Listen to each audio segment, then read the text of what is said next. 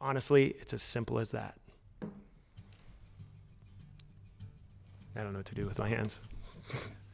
The FNRad Snowboard Podcast is presented by Skyview Campers, Never Summer's innovative take on the tiny home.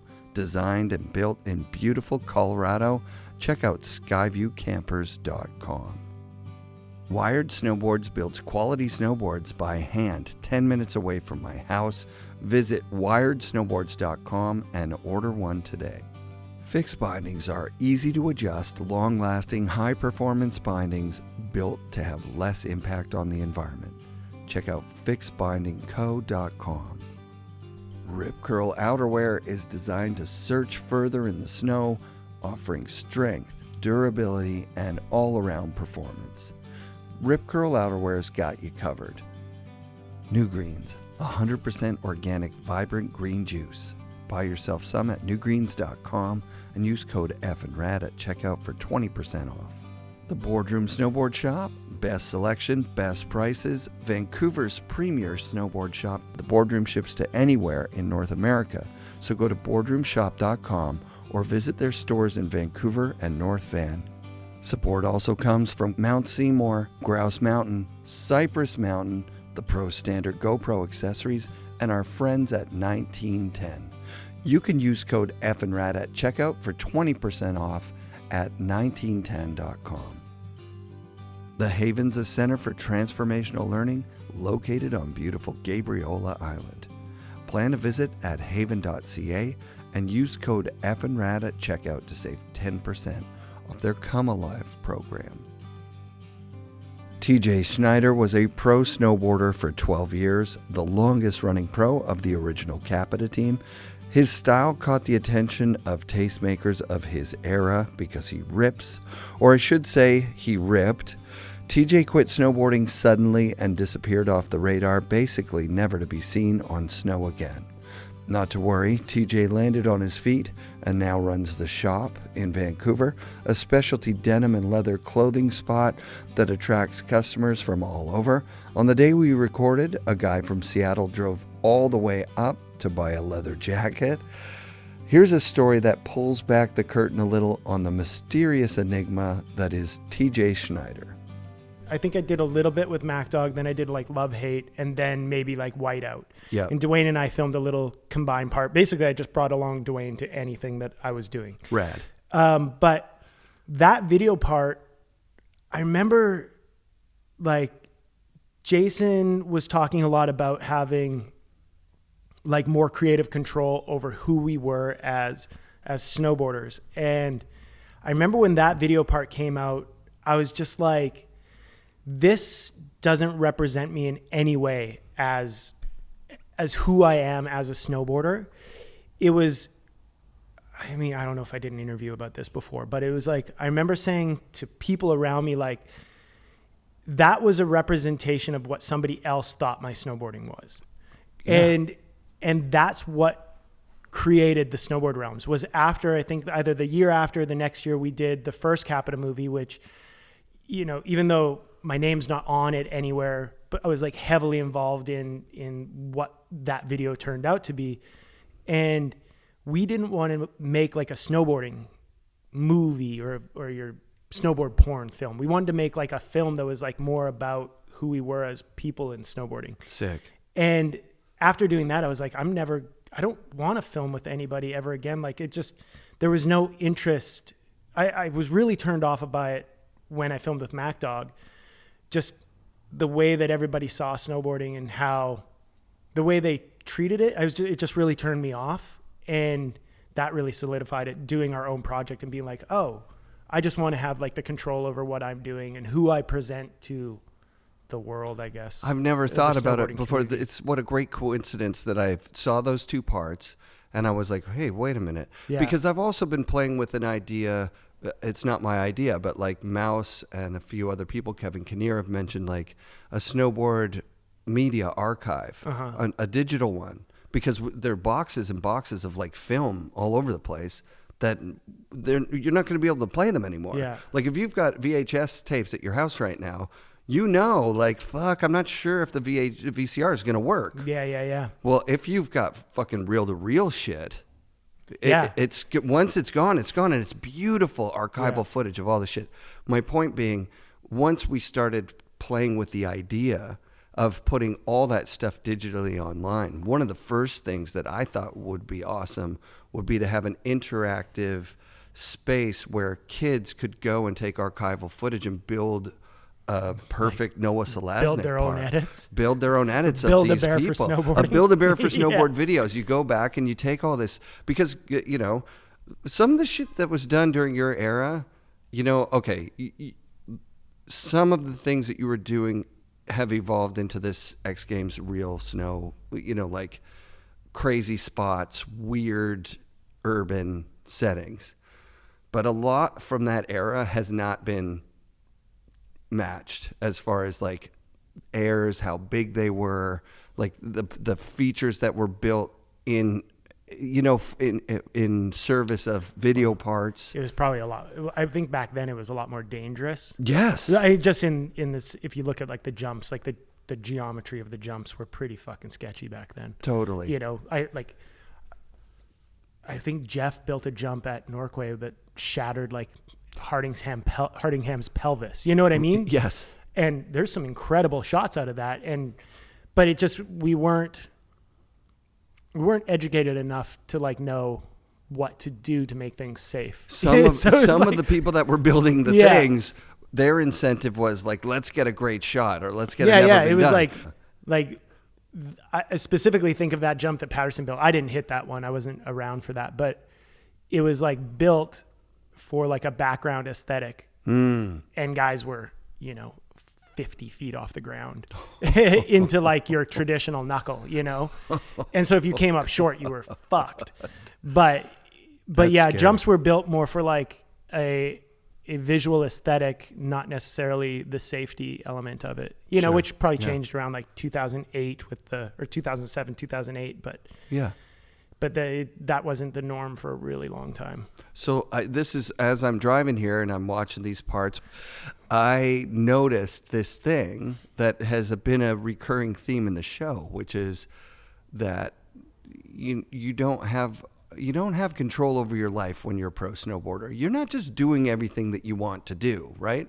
You might want to go on a trip and you got a trick in your head that you want to try, but then your sponsor sends you on a trip with a couple of people you don't even get along with. And the filmer is focusing on someone else, and you've got like a conflict personally, and now you've and you just went one past that. I never had that. Sure, I'm just saying, like, generally maybe, as a pro snowboarder, you just went one past that and said, look, man, I filmed for this production that I have nothing to do with. Mm-hmm. They're making a movie.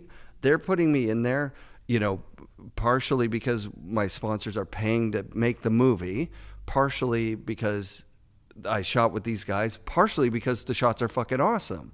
But then they're putting the shots together. Where does this fit in their film? Mm-hmm. How does this fit with our soundtrack? Mm-hmm. So you get a song you don't not even identify with, and then your shots are in fucking janky order. Like, that was a thing. With the Defenders of Awesome re-edit, your shots were in way better order. Yeah, I don't really remember. Right, but yeah, sure. It was a different, it's the same shots, different part. Like, for example. Well, it's like anything. It's that DIY ethos of like, if you want something done, I mean, I don't even think that's the ethos, but if you want something done right, you do it yourself.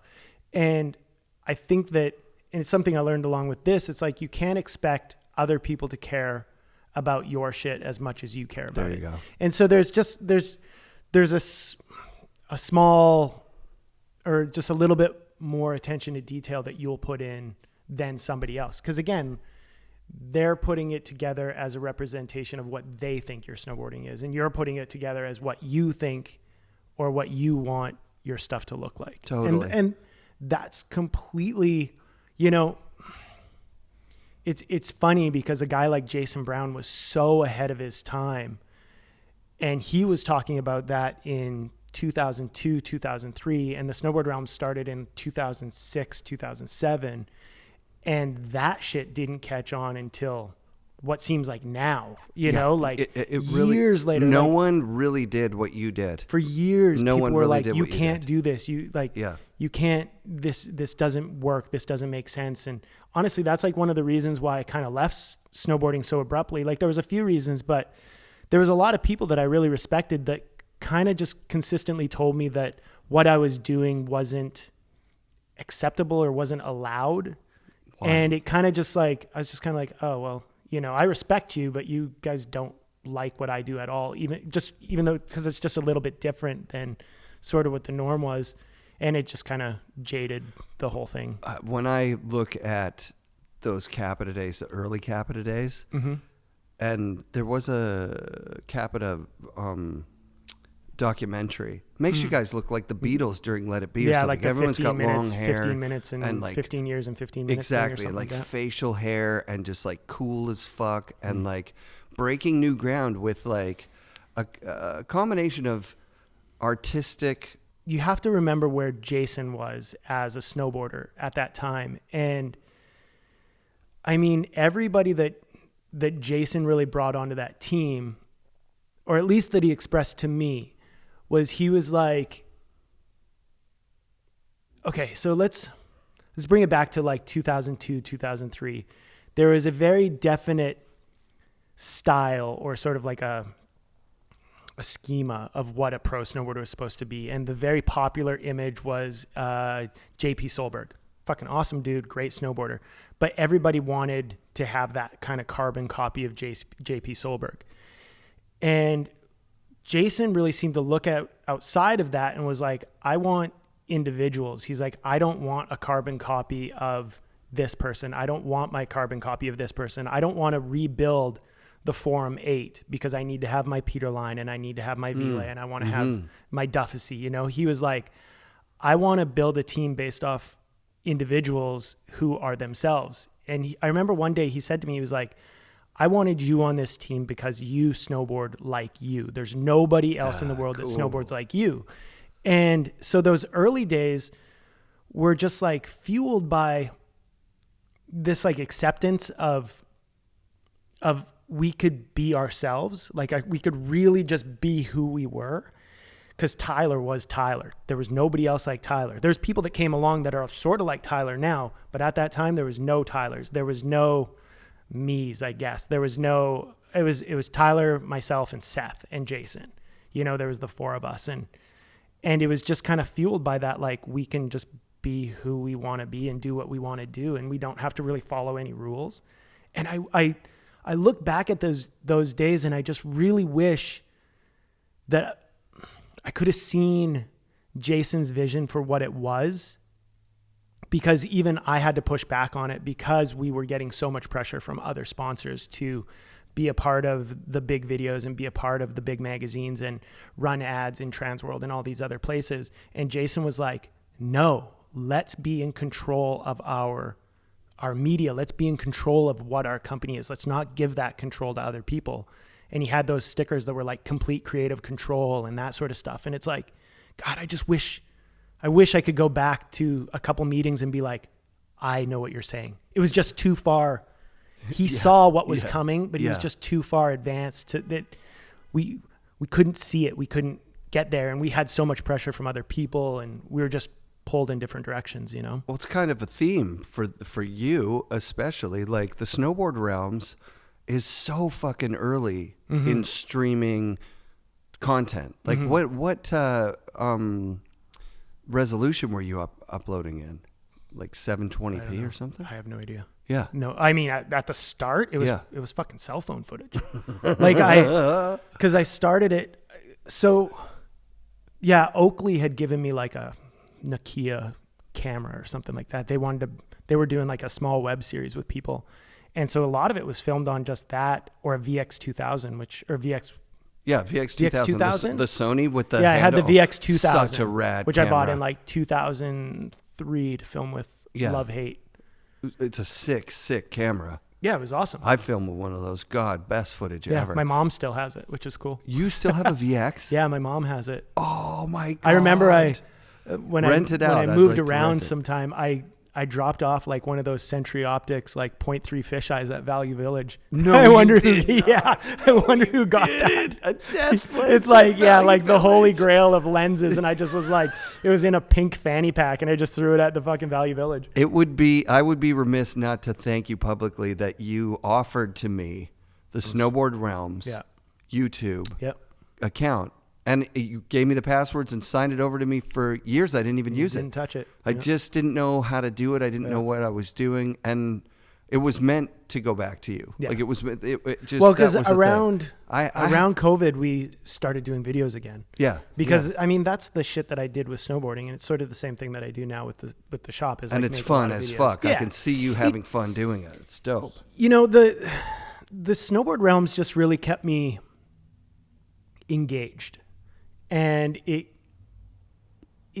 kept me really interested in an industry that I love snowboarding, but the industry side of it didn't really interest me. The filming for video parts didn't really interest me. That like what you were talking about, like going on trips with people you don't know, like didn't interest me. For years, I literally traveled with Joel Fraser, myself, and like I hired like my friends to come film, or we met up with Sebi and we snowboarded with people we love.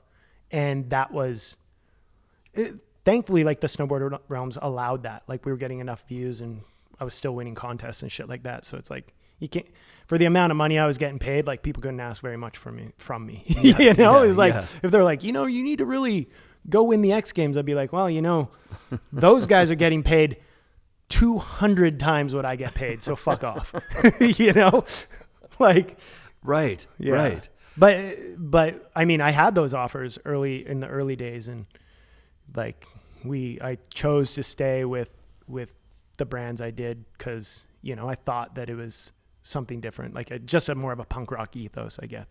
Yeah. Which was probably a terrible idea. I was just in looking hindsight. at so the YouTube. If you click on the little like tutorial videos, like, oh, you're a YouTube creator, watch this video. This will help you. Yesterday, the one that I watched, I'm watching it going, none of this shit is for me. Like, I hate influencing. I hate influencers. I hate what you have to do to be good at YouTube. And then it said, also, do you have a podcast? You can just put it on here with a couple of clicks. And I was like, oh, shit. So I clicked on it. I put up all the old episodes went up yesterday, 250 episodes or something. Crazy. Yours got flagged because I put up 138. When you talk about the 138 crew, Yeah. I put up a clip, it's 7 seconds of the Misfits, and that got flagged. Nice. They're good at flagging. They know Yeah, what's up. I mean, the back of the day, it was kind of the Wild West. It was the internet, Wild West. Right? Like You could put kind up of do whatever you wanted. anything. I mean, for the Yeah. most part, I used music from people I knew and music that I had the rights to. Like Smart. That's a Saddle smart way Creek to do guys it. signed off on shit. Ben let me use his stuff whenever I needed to. Just, you know, That's rad. lucky to have a lot of people that make really great music in my life. So Totally. yeah. Such a creative venture, like so early on. And like I said, like it was too far ahead of its time, actually. Yeah. Same thing. Like that's, if sponsors knew now, if that existed right now for someone to buy, a guy who's riding at the level you were riding at, being in the videos you were able to be in, and had Snowboard Realms, like they would be like, this guy's the complete package. This is our next dude. If you think about it, like if that Now. continued and it scaled and it just stayed doing what it was doing, like it would be making a shit ton of money. It would be, Yep. it was worth a lot of money. It was worth a lot. of money. And what Yeah. I charged like my company's like $200 to be a part of it. So I could buy like a camera, you know what I mean? Like That's again, unbelievable. what I was getting paid, I never made a lot of decisions based on money, but it's like, you know, you look back at it and you're like, oh man, there was a lot of value there that, you know, it could be really valuable now, but whatever. Yeah. Doesn't matter. Well, and it was really valuable then, but it was undervalued. That was the thing. Was that you were getting engagements with your videos that if people had them now, they're an A-list. Yeah. That was crazy. A-list snowboard content creator. Yeah. You were like the first. You were one of the first. Yeah. I mean, snowboard probably the content very, creators. very, very first was, I can't remember it. I think it was like Benedict's brother had a thing. I can't remember what it was called. And I know Mikey HK used to make like small little videos, This is pre-YouTube. Crapnito. Crapnito. You know, like it wasn't a series, but him and that other guy, I can't remember his name now. They were up in Whistler, but they would make like those Crapnito, like little short films, but it wasn't a series. And Benedict's brother's thing was like a contest recap. My thing was like a vlog, which vlogging wasn't a term, you know, and it just, like I remember filming I remember coming home from Seattle and I was driving and I was like, you know what? I think I'm going to make like a series, like my own snowboard videos and just post them to YouTube. And everybody's like, why are you doing like, that doesn't make any sense. And I was like, it makes sense to me. I'm like, the kids that are supporting us are buying our product and, you know, buying our stuff. And I was like, and then we're charging them money to see our stuff. I was like, this doesn't make sense. And I was like, and I filmed like the first thing in my bathroom, you know, like, hey, I'm going to make this series. But it was just like, that shit didn't exist. Like there was no, I guess now you could watch 1,000,001 videos of people fucking vlogging every element of every single thing in their life. But it was like, it was not really, it was kind of cool. It was just, it was very like, cool. I don't know. It was just, like I said, it was fun. It was kind of a creative outlet. It just kept me really engaged and interested in something that I wasn't, a side of the industry that I wasn't really that interested in. Well, I don't think, okay, so the closest to what you are talking about, right now, Austin, Sweden is putting out the kind of 20-minute mini videos every few months. Sure.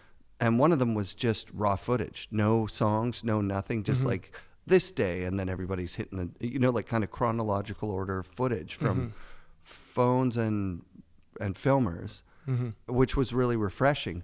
But I don't think anyone's ever done, like what you had the potential to do was be an accomplished pro snowboarder, who was just showing the day-to-day grind of what it is to be an accomplished snowboarder. Here I go to the airport. All right, now I'm landing. Look at this funny food. What is this? And then shred shots. The nice thing, the thing I really loved about your re-edit of the Defenders of Awesome part was that you put in more bails, like maybe 30, like 3 times, because you're not afraid to show. I think it started with some falls, didn't it? It started with falls. There were falls in the middle, and then there were falls before the big finish. Shit me in the face. Shit me in the face. Right. And even the little half song starting thing that you start with, where the guy just starts ding, ding, ding, ding, ding, ding, ding. It's so dope. It just is. I wish, wow, something like that. Something like that. Yeah. And then it flows so well. The thing they didn't put in the Defenders of Awesome thing was the make on the no binding grind. Well, I didn't really make that. I mean, I stepped off of it. Right, but it's more of a make than what they put in there. Oh, because I think they showed the fall. They just showed the fall. That's honestly, it. Fuck, I probably haven't seen that. My Defenders of Awesome part, I don't think I've ever watched it other than like at a video premiere. Right. Yeah, maybe once. Like I think I saw it in. That's 13 years ago. I saw it in 2011 or something. Zurich. Oh wow. Because that's where I saw it for the first time, and I was like, fuck, that sucks. So I'm watching it going, this cracks open a little bit of the code. So like, whether you want to admit it or not, if you're a pro snowboarder right now and someone else has the editing capacity of your footage, you're trusting someone else. Yeah, I think I don't know now. I'm assuming that a lot of people are like pretty close with the people making their videos, you know.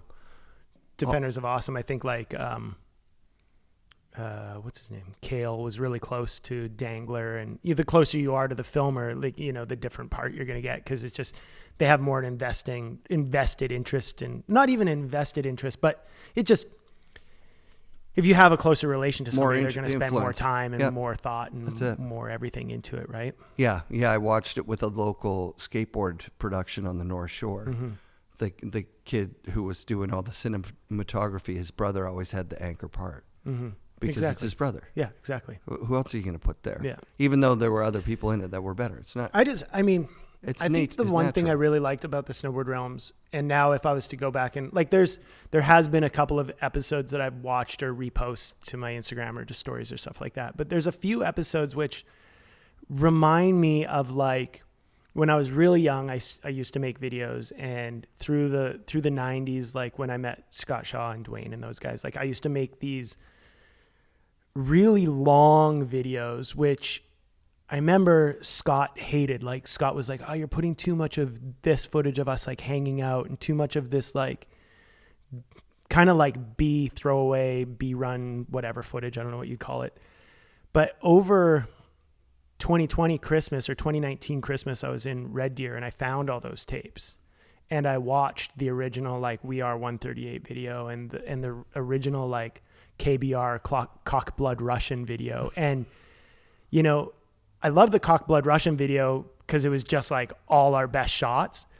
But that 138 video that had us going to the diving pool and us like fucking around at the lodge and all this dumb shit, like I watched that and I was just like, man, like all that footage is so special to have in sort of one space and like just see those friendships building. And I remember posting like, there was a shot of Brett like trying to ollie a 14 set in Red Deer. And I was just so proud of like seeing what this group of like ragtag kids could put together and just see us all supporting each other in such a positive way that wasn't like competitive at all. Well, it was competitive in that if your friend did it, they wanted you to learn. So you tried to keep up to them, but it wasn't like I did this and if somebody else did it, you got bummed. It was like, it was just this like positive, like what you could achieve when a group of people kind of work towards the same thing. But seeing that footage that Scott hated now is so much more special than the actual snowboarding itself, if that makes any sense. It totally makes sense. It was, yeah. And I don't know. Yeah, whatever. You're actually making me think. So the snowboard and lifestyle videos separated at Whiskey, Whiskey 1, 2, 3. And then, Bam Margera and the whole Jeff Tremaine Jackass crew just separated out the lifestyle stuff. Mm-hmm. And said, we're going to do lifestyle stuff like guys just hanging out, doing stupid stunts, doing dumb tricks. And the snowboarding stuff, just a lot of that came out of there. And it was just like hammer after hammer mm-hmm. after hammer, which was happening before too. Sure. And it kind of goes cyclically where we want more relatable shit. We want more relatable content. And that's where we are. Almost everything's got some element of, touring around, getting on the chairlifts, doing all the things. Sure.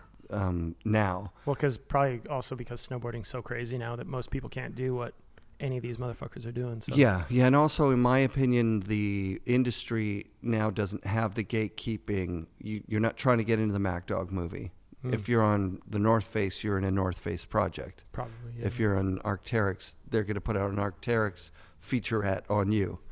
Like it's no longer like another person saying, okay, this is going to be the best video in the world, because you're watching something new every week. Mm-hmm. If you watched every snowboard video that came out that's like high-end snowboard video, you'd be watching 2 or 3 a day, every day of the winter.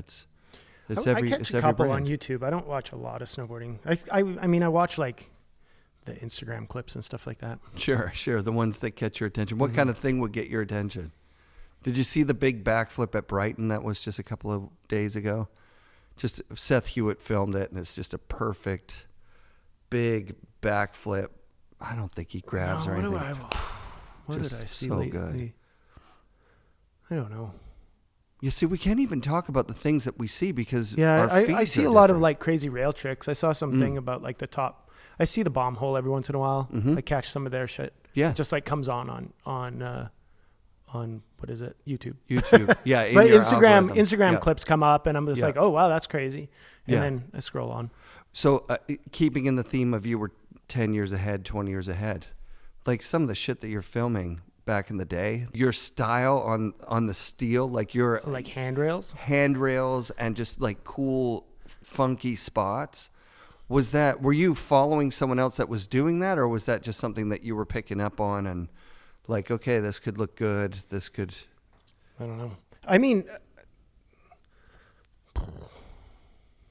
yeah, it's hard for me to put it in context because I didn't watch every single video part.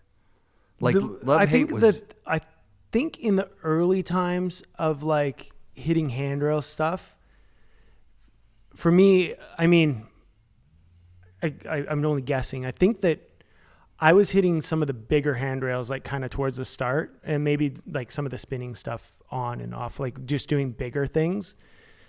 I don't really know, but the one thing I will say about all that stuff is like things were so different back then. I remember like the ideas of what were possible were just so different.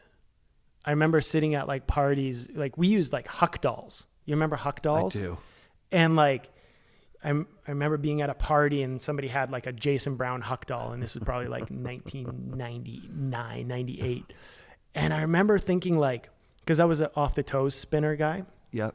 And I remember being like, dude, I think you could fucking like hard way, like do a frontside 270 onto a rail into like, what would that be? Like a switchback lip.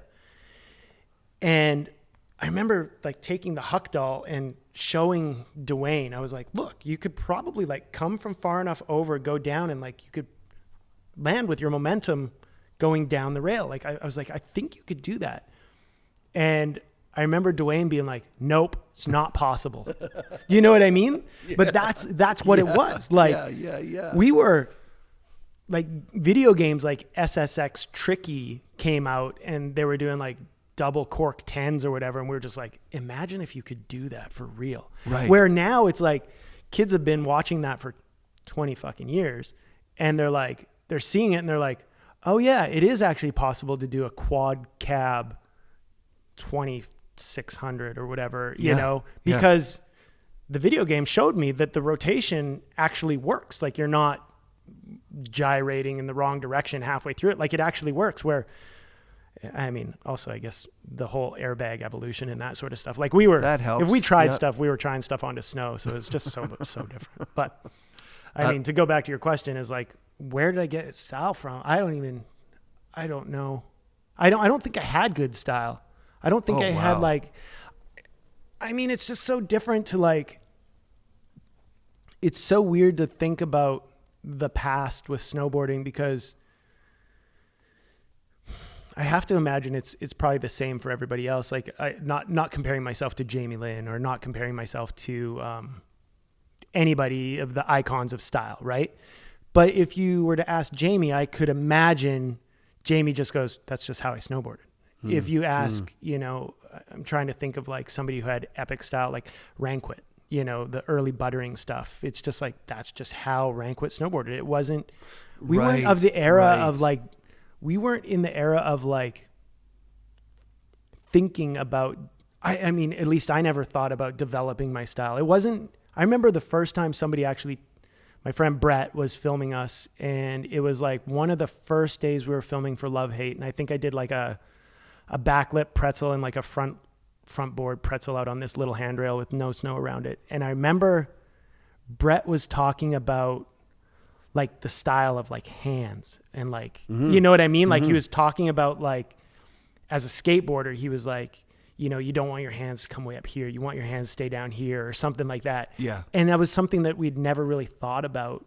I don't think we'd ever really thought about that kind of stuff really prior to that.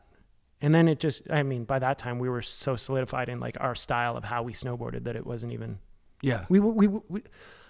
I think, I mean, maybe I could be completely wrong. Maybe I thought about it all the fucking time, but to me, it's just, that's how I snowboarded and that's how it came out. And I have to assume that that's what happens for most everybody, unless you are, you know, I think there's a couple of types. I think, I don't want to blow up anyone else's shit, but Blaze Rosenthal did talk about it, saying like everything that he got through repetition, determination, staying until the fucking last light, like 50 reps, trying to get it.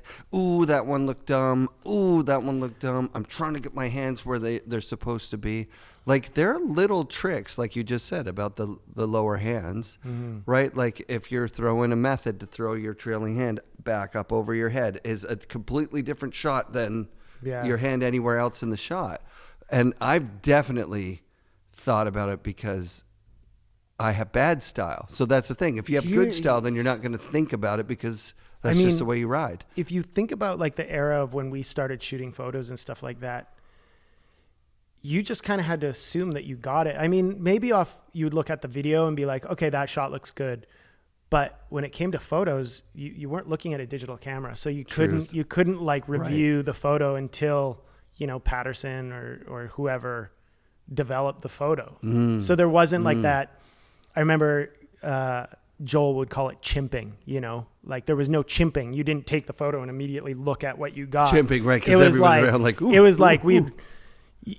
You kind of only gauge it off of like the digi video footage. And at that time it was like, you didn't want to really watch it back too much because it stretches the pretty, tape or something. it was pretty fragile. And, it was like, I remember there was like some cameras that had like a review button, like you could press it and it would like rewind it to the start of that clip, but you didn't want to use the review button too much because your footage would sometimes get fucked up. So it was like, and it was fucking -20, being in Alberta. So it was like, you were pretty gentle and you just kind of were like, did I get that one? And they're like, you got that one. You're like, okay, perfect. Right. Right. But yeah, it was just different. It was just different times. Yeah, that makes total sense. My daughter and I used to not fight, but we've had a 20-year conversation about auto-tune. Like I used to say, fuck, don't play auto-tune songs in the car. It like hurts my brain or something. I don't want to hear auto-tune.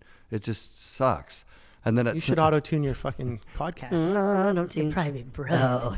It would be awesome. And put a beat behind it so everything is, It's a billion view idea. So then my daughter just basically said, look, Dad, some people aren't born good singers, okay? That's not fair that they can't be singers. So there's auto-tune. I mean, most of the singers I listen to are shitty singers, but they fucking make it work. Bob Dylan isn't a good singer. Right, right. Half the people I listen to are fucking terrible singers, and I love everything about it. Right, They've just found their own voice. But they're professional singers, right? Like a Tom Petty he's not using auto-tune to hit the notes. He's hitting it his way. My point being, later on, my daughter just recently in the last year came back and was like, I'm kind of having a hard time at work because I know I'm better than other employees here, but we all get paid the same and it kind of fucking sucks. And I'm like, that's the auto-tune thing. You can't have anyone special if everybody is on an equal playing field on all things. If you don't have, so you guys were selected for your style, right? Like you didn't get to just like, no, you would be selected by someone. Someone would be like, we want you on the team. Yeah, I mean, that's what Jason said. Like Jason said, I wanted you on this team because you snowboard like you. You don't snowboard like somebody else. Was a style gatekeeper. He saw it and he was like, that's sick. Peter Line put together the Forum 8 the same way. Yeah. Whereas that's just not the way it is. The thing is, like, if I think back, like, I mean, I emulated probably Peter Line's style the most. Like if I thought if there was anybody that I wanted to be like, yes, but at the same time, it's not like I couldn't tell you I didn't try to method like Peter Line. Right. I didn't try to poke like Peter Line. Who knows? I don't know. Yeah. Another I mean, my example. stance was probably like an amalgam or like a blending of I love Jamie Lynn's style. I got bow legs. Yep. I don't know. Fucking who knows? Maybe I'm just I like full it. Of shit. No. I think you're right. This is what it's all about. This is fun pulling apart your snowboarding. Chad Otterstrom also has said on the show that he didn't have his own style. He basically he would just mimic people's shit. Like he would pick somebody's method and then figure out how to tweak it that way. And what's interesting is that you'd look at it and go, that's just Chad Otterstrom's style. Right. Otter Pop. Otter Pop, yeah. And I would have never put that together. And then you watch, like when he did last year, he did a series of half pipe tricks that were tributes to tricks that he saw in videos that he loved. Oh, really? And it was so dope how he was able to match people's style. Oh, crazy. He's like a chameleon. Wild. Which is so super he showed sick. like where it's like an artist that doesn't show his influence, but then when you see it, you see it. That's what I mean? Like he showed it. It's it, man. Interesting. It's so sick. I love Otterstrom. I mean, I watched a bunch of his stuff a few years ago. He was doing some parks like summer camp stuff. Yep. And I loved watching his like hiking out and just riding. And I love seeing those guys still doing it. I don't know if he's still doing Academy or something like that. Yep. He's an But owner I of really Academy. enjoyed seeing what he was doing. And I was just like, fucking good on him. Good like, on him. Yeah, he's one of the guys he's that like stuck with it. in my opinion, he's he's an early, he's a superstar. I agree. I don't know if he gets that kind of credit, but like he's wonderful. From most of us. Yeah. I mean, the snowboard community now includes so many facets of things, right? There are people that are doing tutorials that have millions of followers. There are people that are doing travel vlogs that are going from resort to resort. Snowboard Jesus or some shit like that. There's guys like that. Hey guys, it's cool to see you out here. Yeah, like there's all facets of it, and there are people who are hiking backcountry shit on their own with a camera, documenting, making films about some unsung hero of the backcountry. It's a huge community, but it doesn't have the through line like it had 20 years ago, where everybody was seeing the same videos, same images in the magazines, and they were all on that same page, which was pissing you off. That if you want to be in the magazines, if you want to be a pro snowboarder, you need to do this. And you're like, no, I'm going to do my own thing. Love Hate was not a mainstream film. Love Hate? No, man. Love Hate was like, it was the very first of its kind to be like, I remember seeing it in the theater here in Vancouver at the premiere. I remember, so the year before Love Hate, I was filming with Mac Dog. I don't know if I've ever told that story, but it was just such a fucking, it was so weird. I like, there's times where I think about this sort of stuff and just like how different things could have been, but I kind of just got thrown into this position of like filming for Mac Dog. I'd done some good stuff like the year before, had a little clip, and they were like, okay, you're filming with these guys. And that was the scenario of getting thrown into a scenario where you don't know any of these people. You're not really comfortable with them. You're definitely not on like the same pay scale. You're not like, you're just not, I just wasn't ready for it. Like I didn't have, this is where a guy like Jason, if he could have stayed around, if he would have been able to, it would have been massively valuable to a young snowboarder like myself in having a mentor like that. Somebody to help me through sort of understanding what I needed to do, how the insides of this work, of how filming works, of what what's the job, what your expectations are, Yeah. or what the expectations of you are.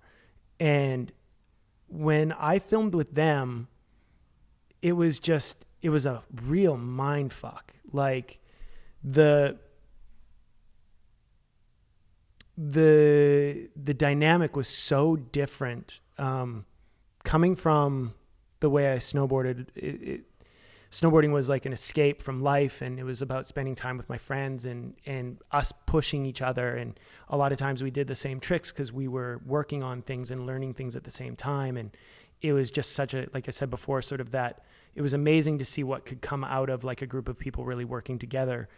And then when I got thrown into that Mac Dog stuff, it was like, people weren't talking about snowboarding. People were talking about money.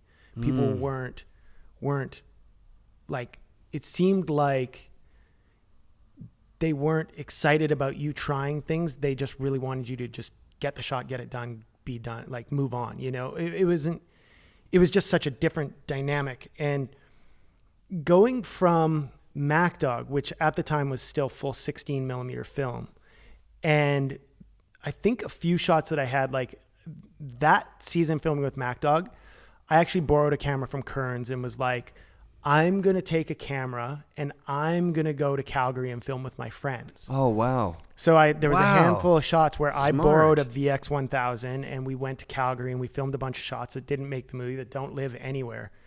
But I know they exist, like switch front boards down some rails, like some gap to back lips on some other rails. And, we hit a lot of stuff. Sick. And I spent time, and I remember Mikey asking me to be a part of the Love Hate thing was because I was already filming digitally by myself, kind of like that sort of shit. But the fucking way that people talked about love hate was like, you can't film a snowboard video on digital. Like that's not okay. Like it was so looked down upon, which was so interesting. So to hear Mikey talk about the, you know, I don't know if this will work. I don't know if this will be okay. I understand that, because all the people that we looked up to, all the people that were making what would be the best, most exciting films that we loved, you know, or like that we grew up on. I grew up on MacDog films. By the time I got involved with it, it had changed hands. It was different. It, you know, like I said, it just wasn't my vibe. It was just weird. But we still saw those guys as like highly influential, and we respected their opinions. Yeah. And when they said, you can't fucking do this, it was like, oh, fuck. And like I said, years later, even being established as I was, having these people that I really respected kind of continually telling me, like, you can't do what you're doing this. It was just like, really? Like, weird. Like, I thought I could. And it just kind of planted that seed of doubt that was like really detrimental. And so it's like, good on Mikey for staying through. I mean, actually he only made 2 Burning Bridges videos. 2. So maybe he got talked out of it, just like I got talked out of just even being like that I was valuable as a pro snowboarder, you know, because people I valued the opinion of told me that I wasn't worthy of the position that I had, you know, which is super interesting to kind of like dive into. And where does that come from? Does it come from jealousy that they're in a different position and they have much higher or much more responsibility because they're getting paid way more money than you are, or where does that come from? I don't know. But yeah, it was super interesting to kind of feel that like, oh, you don't belong, you know? There's an interesting thing here too. I've had Mike Hatchett on the show. Mm-hmm. And at the end of the Mike Hatchett interview, I go, any kind of regrets, you know? And he's like, fuck that I didn't go to digital sooner and build streaming assets. You know, now I'm paraphrasing me and him, but you can imagine at the time he wasn't, so he's like, this is not the future. And so he's telling anyone who will listen, you respect me? Don't fuck it up with this digital shit. Mm-hmm. We're going fucking film for life, baby. Mm-hmm. And then 2 years later, you know, anyone who didn't listen to him is now the new people that are making videos for the industry, right? Like, so I don't think that I don't know that there was jealousy there as much as maybe a bit of fear too, right? Like just like, hey, control, like we have control over this non-digital space. Yeah. Don't fuck with us. I mean, it's interesting because when we made First Kiss, we went back to a mix of digital and 16 mil, which is, but I think that was more out of like an aesthetic that we just wanted to kind of have like Capita's, I mean, the First Kiss video, right? Like you have to remember this is like Scott, myself, Dustin, at the time his name was Josh, but he changed it to Jasper, the filmer. Like a lot of times just sitting in my house and driving and talking about the feeling that we wanted this video to have. Rad. And like how we found, I remember I was going through playlists on my computer and found, I think it's who made the song First Kiss? It was like not Leonard Cohen, but it was it's fucking what's his name? He's got a deep voice. Tom Waits. Tom Waits. Yeah, it's a Tom Waits First song. Kiss. Oh yeah. So that's where it's got a feel to it too. It's a Tom Waits vibe. First Kiss was a Tom Waits song that we got that idea from, and like Scott was writing a bunch of like almost like essays about just the feeling of snowboarding and how he felt like so disposable. And I remember like saying to Blue, it was about capturing like that nervous energy of like a first kiss, of like, sick. Of like being in love for the first time, or like experiencing something new. Like that's what the feeling that we wanted to have from that. And so it was interesting that we used digital and fucking film at the same time. But so it's interesting to go from video or film to understanding that digital was the way, and then almost like reverting back but making something that was like this mixture. I mean, sorry, I'm just kind of like, no, I love this. This is a lot of stuff that I don't really cool. think about a ton. So it's like, I'm love kind of it like so much. fucking like in and out of this little stream of thought where it's like, again, like First Kiss, the idea behind that movie had never, there wasn't a lot of snowboard videos that were like that before, you know, like just like a little art flick. Now I feel like I've seen Vans movies and they have that digital video sort of like film aesthetic. And I think that's kind of the norm now, is to do that stuff. But at the time, it's not quite the norm, but it is normal to see. Yeah. I agree with what you're saying. I see it a lot. Yes, and I'm like, I can see where, you know, the influence of that Burning Bridges video in 2004, influenced us. And yeah, it was interesting. I don't know. Yeah. I mean, people bring up love-hate quite a bit. Like, just because of it really was the snowboarders' snowboard film of that time. You know what I mean? Like, it wasn't something that you could, if someone came into the shop and was like, I want to see a snowboarding film, you would not give them love-hate. It wouldn't make sense to them. You had to know what you were looking at. You had to know, like, oh yeah, these guys are landing flat on purpose, because like it was, watching Mikey's part in that, I'm be like, wow, you spent the whole year doing just that. When you think of his parts from before, like a blend of street and big jumps, and I can't remember. Sadly, I honestly can't remember. The only thing I know from that video was my part was to a cursive song. Mm-hmm. That's all I remember.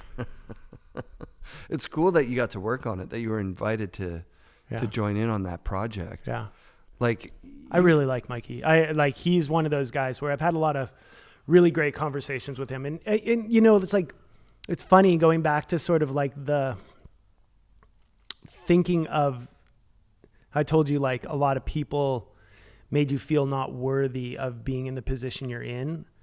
Even when I was done, I did a trip with Holden and Stussy in like 2011 or maybe early 2012. I did like a little Stussy Holden campaign with him, and Mikey and I got to spend some time together, and he said some really nice things. We spent a night on the beach, like we were just fucking chilling in this cave, and it was just him and I, and he was talking, and he was like the only person that really said to me like what you do and who you are is like special within the snowboarding industry. Rad. And by that time I had already kind of just been like, nah, I'm fucking done. I was kind of jaded and whatever.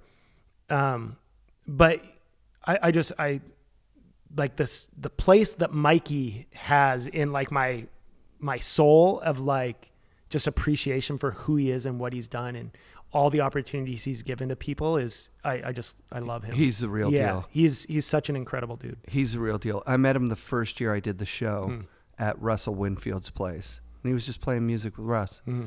And, I really wanted to interview him, but I also didn't want to disrespect Russell and be like, oh, Mike LeBlanc is here. Like, you mind if you shove over a little and let's have Mikey do it, So I've always been like, hey, we'll do one in the future. And we go back and forth all the time about doing one. But in the meantime, every touch point with Mike is like, oh, fuck, that dude is such a solid human being. He's a nice person. He's a funny person. He's a true like snowboarder. And he had the cover of Slush. Not last one, but the one before. Ollie. He's one of the few dudes I still follow on Instagram. Yeah, I just like I said, it was sort of those conversations. I met Mikey at the meeting for the filming of the Mac Dog thing when we went down to San Diego. It was like, there was a handful of us. It was like JP, Jeremy, Seth, Micah, Lucas, Sean. Dream like there was a handful of, there's a photo that I had that was like fucking crazy. It's like, Jesus Christ. Like, it's like Sean and I, and he's like a little fucking kid. And I'm like, oh yeah. You kind of forget, like, Yeah. you're like, oh yeah, I knew I mean, I don't really know them now, but it's like, oh yeah, I know those people. Yeah. You know, and I knew them before they were fucking superstars, essentially. Yeah. But yeah, I met Mikey. I remember we went out for food that night, and I was kind of tripping, but you know, he just turned out to be one of the, I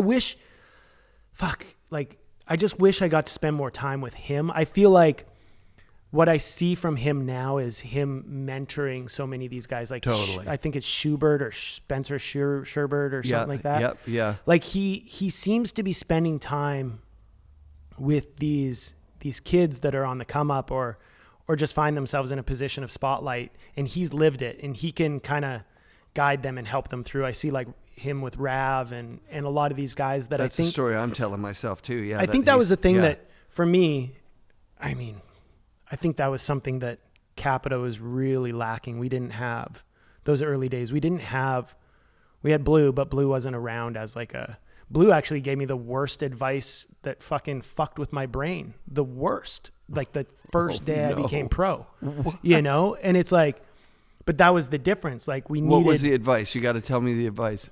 Okay. So the day that he told me I was going pro for Capita, I was up at Blackcomb, and him, Jason Tyler showed up, and we were walking to his car, and he said to me, he was like, things are going to be different from this point on. He's like, people are going to know who you are. And when you show up to a jump, they're constantly going to be judging you on what you do.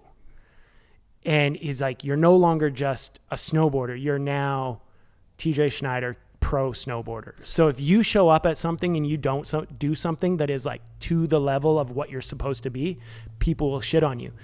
And I don't blame him. It's like nothing, a passing comment. Yeah, you know there's what nothing I mean? malicious there. But it's something that's stuck in my head at the same time, where it's like that's just a piece of advice I could have done without. Yeah, totally. Because I would have just like naively continued how could being that help myself. You? Yeah, how could that help you? You would want to do the opposite. Yeah, I would just You'd like naively continue snowboarding like myself. Like I was 6 hours earlier. Right. Nothing's changed, man. Just keep doing what you're doing. You're a pro because you're doing what you're doing. But that was the difference between, interesting. like I say, where you had that morsel of kind of advice or insight that you didn't need, kind of battling with this, like, you are here because of who you are. So when you separate Jason from that situation, where we were left, or I was left with like that, you are being judged based on who you are because you're here. No longer you are who you are because you are who you are, or you're in the position of who you are because who you are, you know. And I could have used somebody like a Mikey LeBlanc to be like, no, man, you just do you stay true to who you are, and you know, things will fucking work out better. Unfortunately, from where I stand now as a bystander who's watched it, talked with a bunch of these pros from back in the day, the community was so quick. Sorry, not the community. The industry was so quick to turn their back on last year's pro. Like, okay, that guy's not pro anymore. Well, fuck that guy. He's gone. So you don't have, as a new guy on the team, it's like, all right, fuck off, Craig Kelly. We're here with the new guy. Scott wrote this essay, and one of the names that we were kicking around early before, like, I mean, this is like us talking about the Snowboard Realm, or not the Snowboard Realms, the Capita movie. Scott wrote an essay called like Disposable Heroes. And because he had those moments where it was like he won a contest and suddenly he was the kid, and then he blew his knee out, and then he was fucking done. And he just, you know, he's 22 years old, 21 years old. Yeah. And I wish I could remember it. I remember the title, but he just kind of wrote this, you know, free thought essay about how quickly we dispose of people. We tell them, it's almost like that fucking Moneyball. It's probably why I love the movie Moneyball, where it's like you tell a kid that he's going to be the greatest, next greatest, the best thing, and then he's not, and you just fucking shove him away, and it fucks with people. And I saw that. I mean, bad segue, but I saw that fuck with a lot of people who, you know, went from making a lot of money one year to making no money the next year because they were just, you know, they were it and then they weren't. And so I was very conscious of that, like, and I thank Scott for, you know, because he had those experiences. I hadn't yet.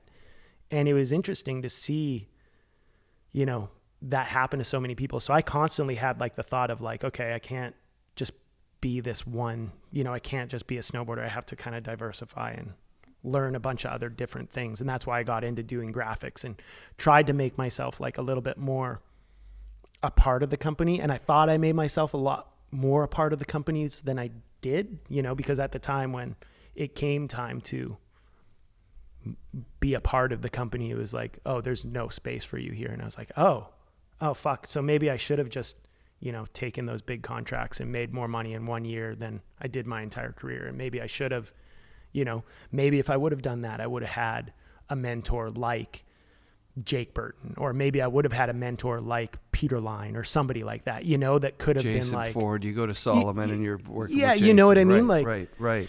Yeah.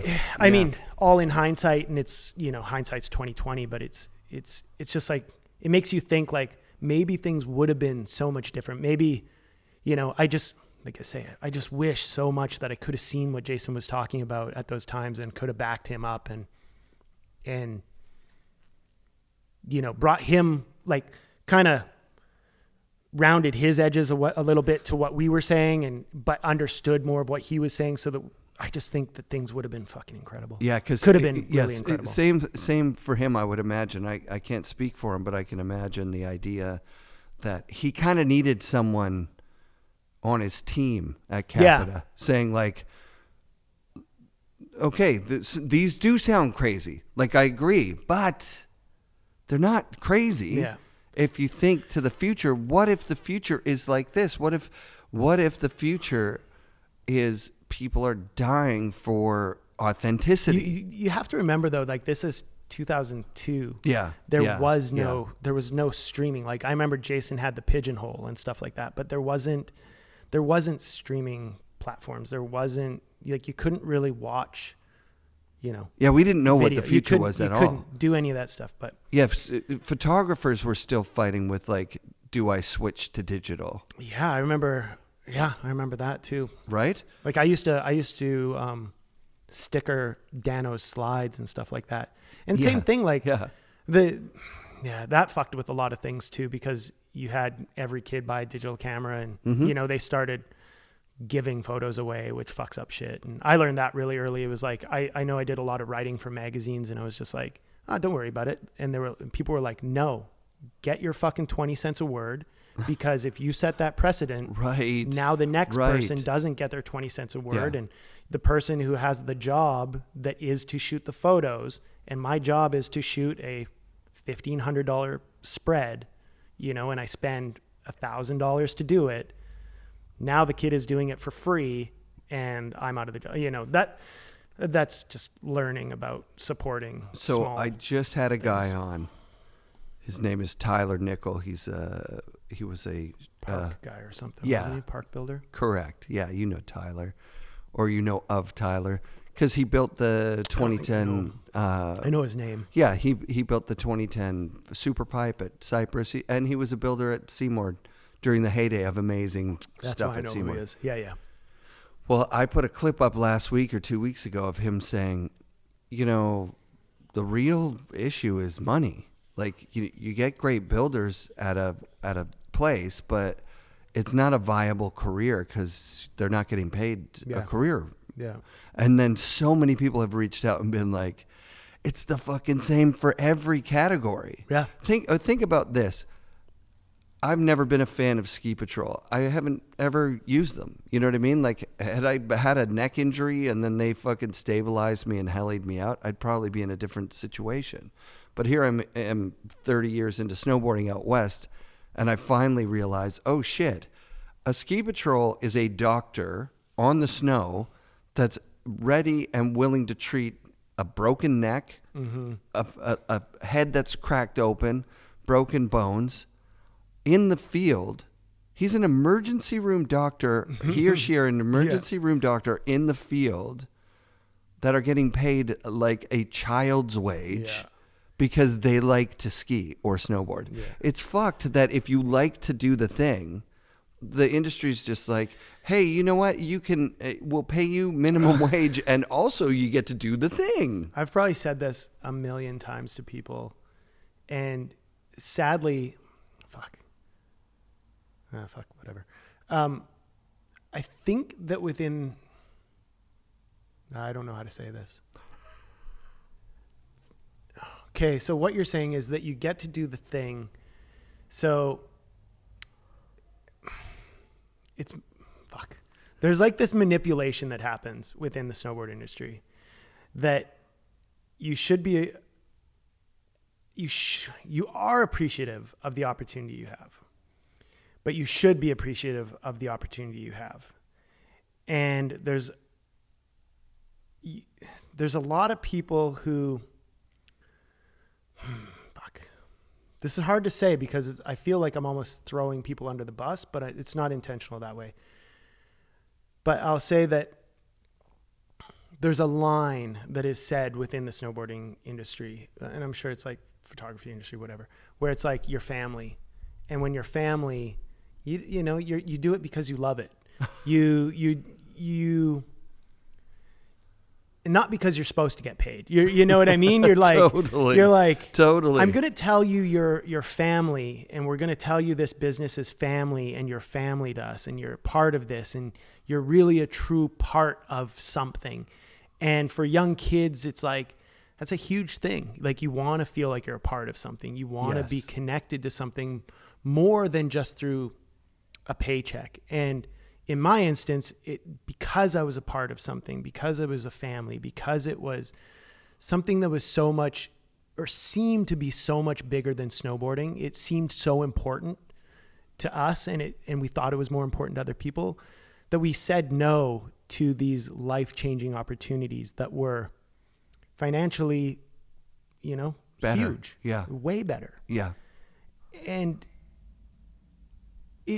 it's sort of the same thing. Like, you will constantly get paid less because you love something or you love the situation.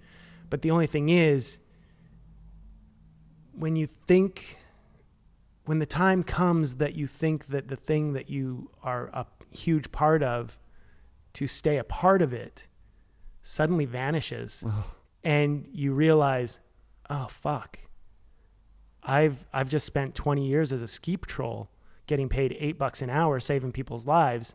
And now I'm fucking 50 and I have nothing. Yes. You know what I mean? Like, oh yeah, it's, fuck. I don't even know how that really ties in, but that's just kind of the connection I made to that of just, it's 100% which is there. really fucked up. And it's like this weird manipulative,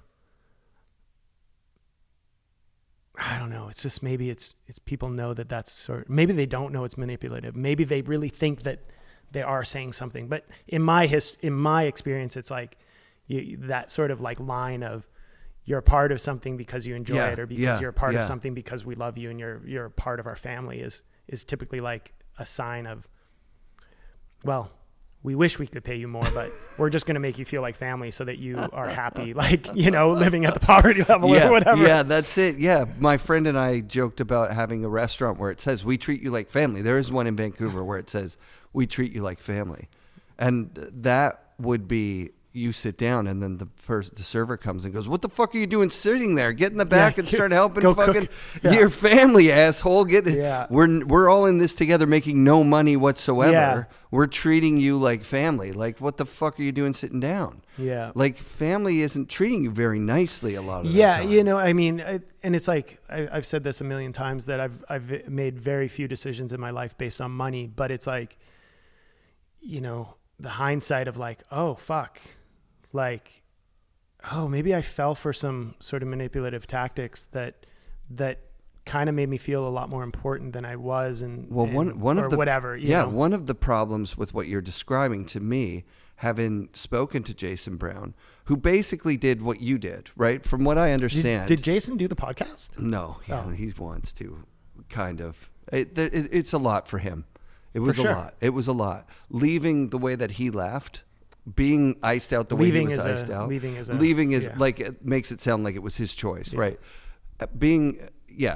His situation at the end of his career and the end of Capita for him was so devastating that he didn't even snowboard for 20 years. Mm-hmm. You know what I mean? Well, I haven't snowboarded in. Right. So I haven't really had an interest in snowboarding. that's what I was going to say. Like, there's something similar there. Yeah. But if you go back to the original, some of that We Are Family promise stuff, some of that with Jay, I think was from the heart and was for real. Oh, yeah, I'm not talking about Jason. I'm not talking about, I'm not exactly. even necessarily talking about Capita. It's just, Right.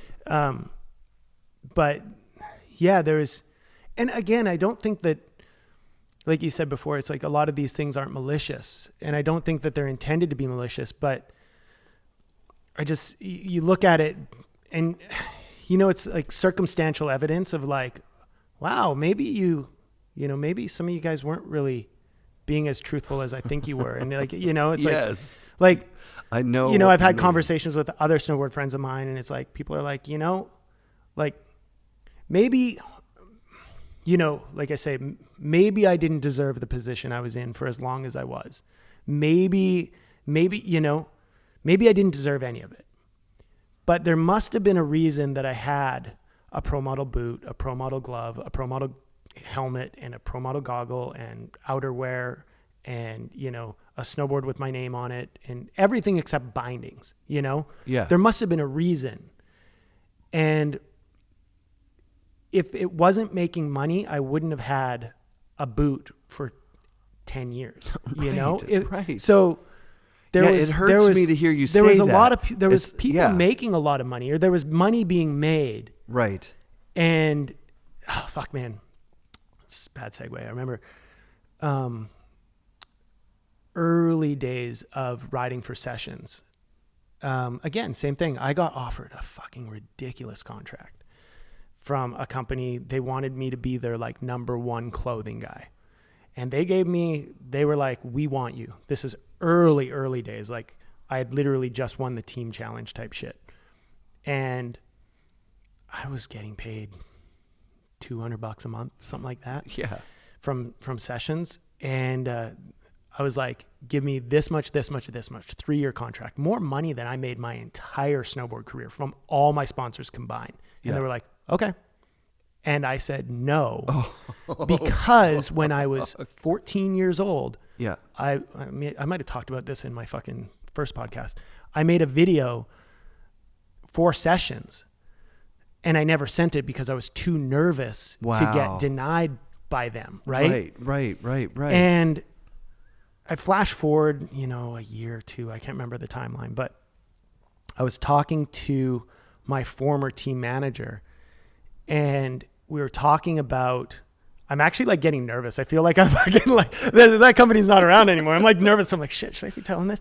But he told me, he was like, we were talking, and he was like, how much are you getting paid right now from them? And I was like, oh, fucking $500 a month. He's like, dude, we had like $1,500 a month budgeted for you 4 years ago per month. Oh, wow. And I was like, oh, fuck. It was one of those moments of like going, oh, this is a business. People start here when they have this much, and they hope that you just fall way below it. Oh, yeah. Where in my mind, Oh, yeah. it's like if I had $1,500 to pay you for something, Right. I would just go, Right. I have $1,500. I wouldn't Right. say, Yes. I wouldn't say I have 300 and see if you would do it for that. Like that I just goes understand against what you're saying, everything totally. that my brain, yeah. that I personally go. You know against. why this is? Go Is for because of authenticity. So the game in money, that is a game, Yeah. right? When okay, we got $1,500 a month for this guy. See if he'll go for 3. Yeah. And And then- because yeah. I was like, oh, wow. Like they have $300 a month for me. Exactly. That must be what they have. Exactly. Like, I just Right. always thought that people would, like I said, it's sort of falling for that. Yeah. It's falling for the family line. Now Because you're a part of the family. Because again, right. you just want to feel a part of something. You want to feel like you're doing something Right. special. And, you know, I should have And someone taken says, that. we care about Yeah, you. like- Meanwhile, if you cared about me, wouldn't you be giving me the $1,500 a month just because? And again, out like of- I say, it's Yeah, not yeah. even the money that No, it's that, not. that Yeah, is- yeah. It's I don't want that to come across as like, well, I should be getting paid No, more. no, like no, I no. say, it's No.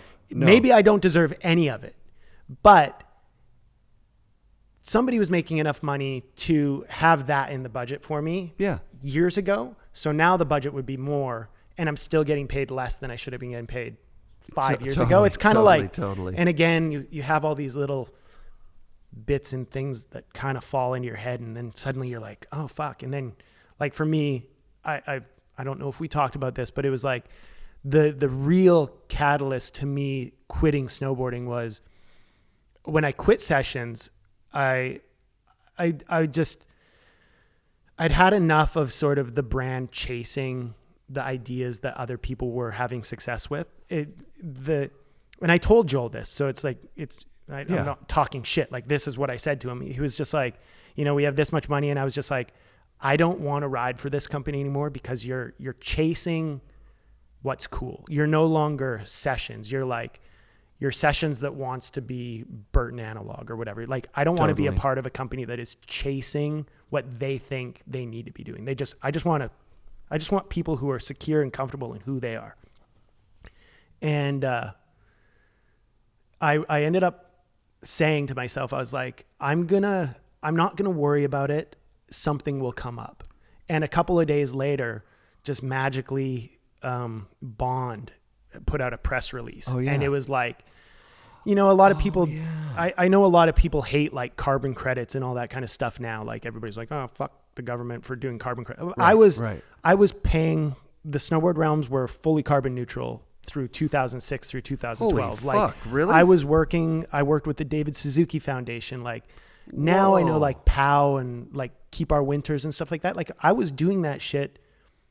I understand now I should have been promoting it and talking a lot more about it, but I was a part of a thing through the David Suzuki Foundation called Play It Cool, which was like professional athletes, like kind of being advocates for sustainability and all that kind of stuff. Like, yeah, exactly. Shit I've never talked about, but I was doing that stuff anyway. And so when Bond started, like, I was like, this makes total sense. Like, recycled fabrics, like sustainability, like sustainable practices. This all makes sense. When I was designing boots for Deluxe, I learned about planned obsolescence from other boot companies. And I was like, oh, I don't want my boots to break down in 18 uses. Yeah, you know, yeah.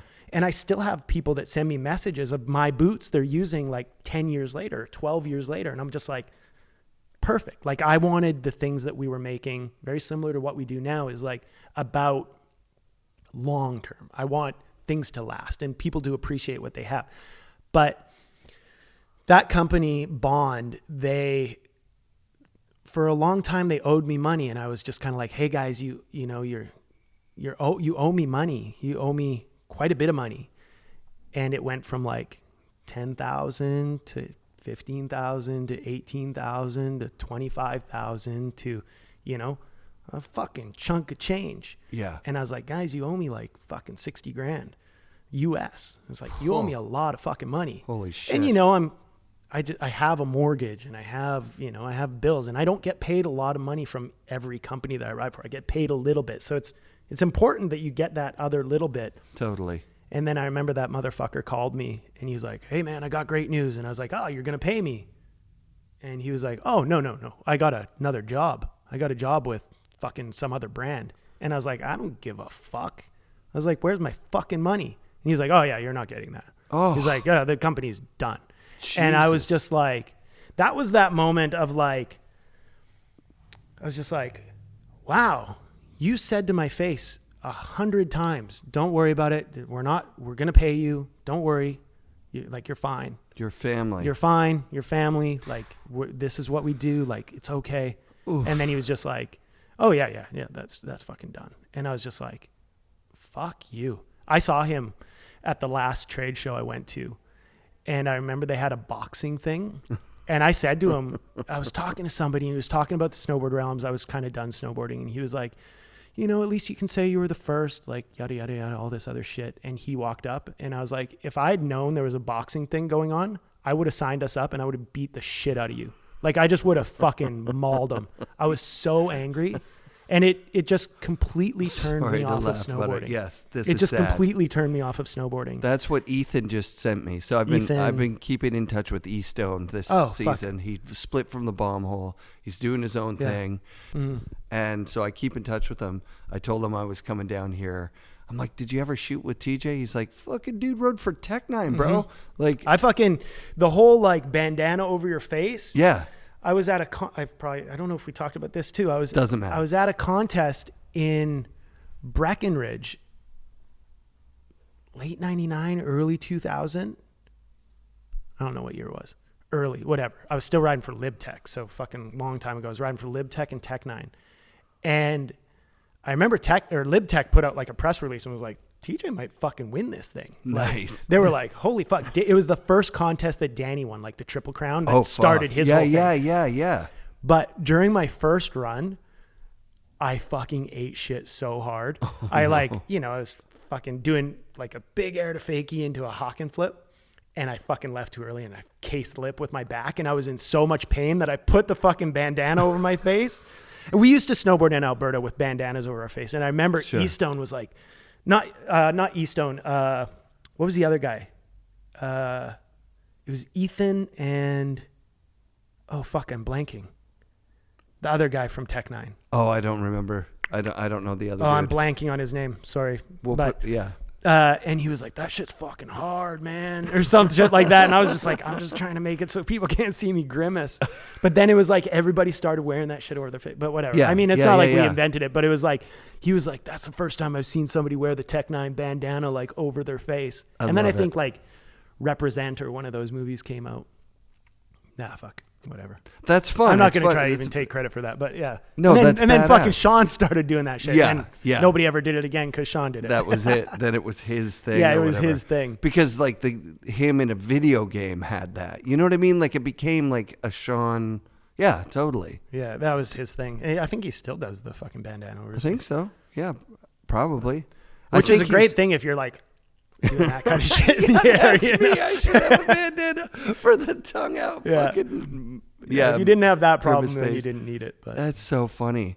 Yeah, man. So Tech9 would have been sick as fuck. Those guys were dope. I mean, it would have been, this is a guess, but it would have been maybe a toss-up because you've got Ethan who's badass and legit and fun to hang out with, but then you also have the money dynamics of Tech9, which they were fucking scrambling, dude. Like they were just I wasn't really close with them. I mean, I met them a bunch of times and I never really filmed a lot with them, but yeah, I always had like a really good relationship with George Kleckner. So yeah, as soon as Union started, it was me and Travis. So George were put on the team. Like came from Tech9? No, George Kleckner was with Drake. With Drake. So same thing in maybe 90.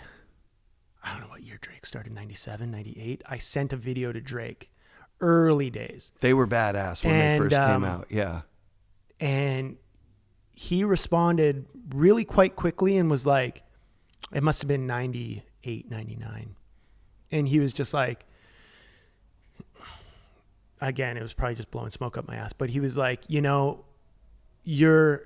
like, I don't have room on our pro team. He's like, you don't belong on like the AM team.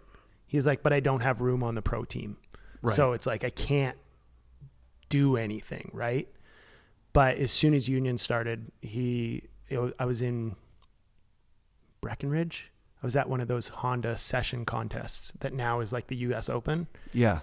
And he was like, we're starting a binding company. And I remember sitting in like some weird basement room with him and Travis. And it was like, you guys are the dudes. And I was like, fuck yes. I was so stoked. I was like, I love Travis, and same thing. Like Travis early on asked me to be a part of the Air Blaster stuff. Like, sick. Right away. Sick. And I was just like, fuck, I love that stuff right away was epic. It was so good. Yeah, I don't diminish you were fucking so good that people like if someone is telling you, especially like a Jay Brown, Mike LeBlanc, like that you have something special. You have something special. Yeah, I can still see it now when I look at those, like just the way that you ride, the confidence that you ride with is not everybody has that, man. I don't know. It's just, you know, I have to imagine that it just goes back to, it's just you. Like, sure. Some people, I'm not a great guitar player by any means, but it's like, you know, it's just who you are. Like, I'm sure Jason doesn't go, I'm a fucking genius snowboarder, or Jamie Lynn go, I'm a genius. Like, it's just, just who you were. But yeah. I definitely, I don't know. I think at some point, probably all of us, like, we could pretty much do whatever the fuck we wanted on a snowboard, you know, like, it kind of, like, obviously we weren't doing quad corks because that didn't exist yet, but I'm right. Like, if I was 16, I'm sure I'd be one of those kids who's trying all that shit too. Now, right. Yeah, you had a special... It's just a different time, different era. Special Doesn't stand style. up, but... Yeah. No, I remember seeing it with Natasha Zurich up at Grouse. She was just riding around, hitting the jumps and stuff. And you're like, oh, you're really good. Mm-hmm. Like, even though she wasn't really good yet, she was just... You could see that the way she rode was really good. You need... in some developed sport, they would go like, you need an awesome coach. You know what's interesting is, okay, going back to that same conversation with Mikey LeBlanc, we were in this cave, and I remember we were having this kind of conversation, and he was like, what did he say to me? It was like, the mindset that you have about your snowboarding, about nothing's ever good enough. Like, you don't see yourself as a very good snowboarder. He's like, that's what keeps you moving forward as a snowboarder. That's what keeps driving you to continue doing what you do. And I mean, I know this for a fact of who I am, and I don't really rely on a lot of past successes. It's like every day is like a new thing. And he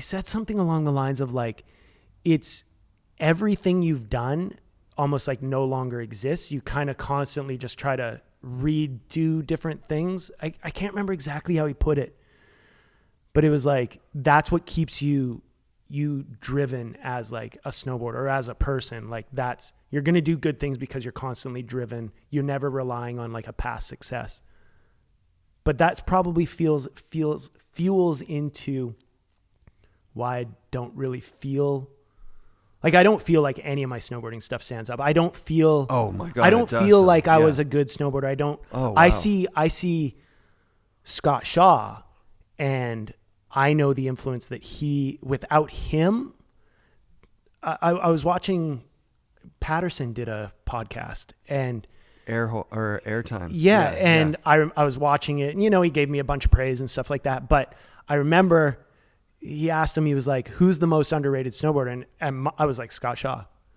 And he was like, Scotty Shaw. And I was like, well, fucking, like, I know all this. And it's like, if you don't have Scott Shaw, you don't have Dustin Craven, or maybe you do a little bit with Hardingham being around, but it's sure. like, you don't have a lot of the backcountry stuff from some of those guys, because Scott was taking him out there and doing that shit. And, you know, like, I see Scott and I see videos of him, and I'm just like, fuck, dude, that stuff stands up. I don't see anything I've ever done as like something that, wow, like, when, like, doing this kind of shit, it gives me more anxiety about anything, because if there's going to be a shot of me, like, you're like, oh, this is a fucking thing, and here's it's like, I look at him like, God, fuck off. Like, fuck, like, this is fucking terrible. It's I'm not saying that to be like, yeah, have somebody be like, oh no, man, you were fucking great, blah, blah, blah, blah, blah. It's like, no, it's genuinely like, I don't really look back at snowboarding, and I don't think I was that good. I think I was pretty fucking lucky to have the career that I had, but I just had a few moments that just fucking magically lived for a few years and made me enough money to eventually be able to do this. Yeah, you were one of the new up and coming kids with good style who was doing it because you authentically loved it. And so as a business owner, someone would see that and go, ooh, that's good for our team. Then they go, well, how much is he worth? And how much does he want? Team manager comes back, $300 a month. They're like, this guy's our guy for life. Your family. This is our guy. Your family. Hey, I need a job. Oh, what? Yeah, totally. Oh shit. I thought I had a future here. I don't? Okay. Fuck. Yeah, that was what Ethan's question was what was the company that did him in? And it was Bond that did you dirty. Yeah, it was Bond. Yeah. And I mean, the way it ended with Capita was really upsetting. That transition period from 2010, where things were I was still pro snowboarder, to I made an episode of like season 4, episode 1 of the Snowboard Realms. It was like Mount Baker. I remember putting like Wish You Were Here. Opening day? Because it was fucking incredible. Yeah, like early November, like November 12th. Yeah. It was amazing. So sick. And that was my last day as a pro snowboarder because I had actually applied to a job and got it, working for C3 or whatever. Not C3, No Limits. Oh, No Limits. Yeah, they needed it. Like Bond had kind of fucked me over and done that stuff. And I was just kind of like, fuck, man. Like without that money and without this and without that, like I don't know if I'm going to be able to pay my bills. I don't know if I'm going to be able to maintain I need a fucking job like right now. I feel like I need to get a job. Yeah. And there was this period of I thought that, like I said, with Capita, I thought that what I meant to that brand, I thought it meant more. Like I was part owner of the company. Like there was some things like early days we were told because we weren't getting paid, we were going to be given shares and portion of the company. That never happened. You know what I mean? Like little things of like, oh fuck, I should have seen that. And then when we ended up getting some of Jason's shares and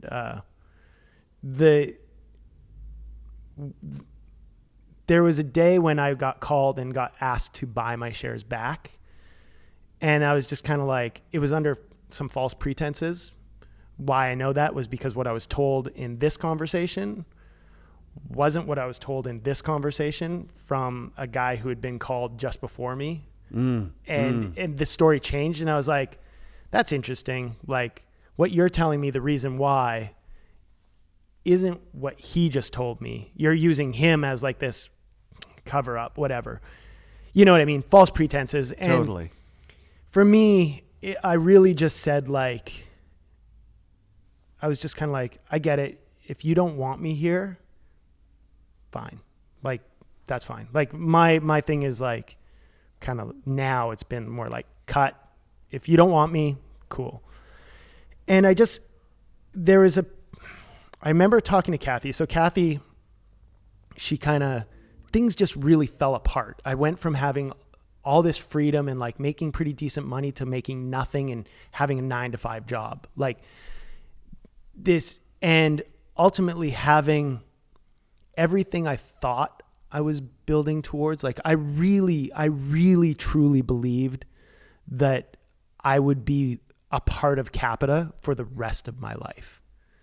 And so not because I thought I was so important, but I just thought I thought I was a part of that's something. How it was Again, built. like I said, that's how it was built. It was, we thought we were a part of something that was so much more than what it was, I guess. Like we wanted to be really, like we wanted it. It was so special to us and we thought it was so special to other people. And I thought, like, I have a fucking tattoo of that brand. You know what I mean? Like, yeah. Like, and I remember having this conversation with Kathy, and we broke up right around the same time. And she was like, you know, I should have talked to you about this, and I should have talked to you about the things that were happening, and like we could have worked things out and things could have been so much better. And I was just like, you know what? It's just like everything I thought was happening, just my whole world like crumbled. Even though I prepared myself for, like I say, where a lot of kids, I saw them making a lot of money and then get cut and fucking be fucked. Even though I prepared myself as much as I could for that, and I was fine because I got another job and I knew I knew I had the ability to do something different. It felt like everything and everyone I believed in just fucking abandoned ship. Oof. And I was just like, I was reeling from it. I didn't know what to do. I was like, this thing that I thought I was a part of and such an important part of, I just was told, oh, you're actually not that important. We don't have the space for you here that you thought you were going to have for 10 years. Oof. And you know how you're a part of this company and you are a part owner. Oh, well, you're not, like, you're actually not really a part owner. Like, what you have isn't really valuable. So you might as well just sell it back to me because, you know, just cause. Yeah. And it's like, I was just kind of like, oh, like, again, I was just kind of like, okay, you know what, fuck it.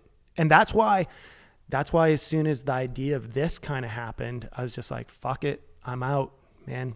So if you're I Mikey, love fucking snowboarding. Yeah. I loved snowboarding. If you're Mikey LeBlanc in the cave and you had the wherewithal to say, don't let them do this to you. You know what I mean? Like, if he would have had that moment to say, the thing that you're doing is fucking special and the people that are paying you to do it see that. Yeah. Don't let them just fucking cut the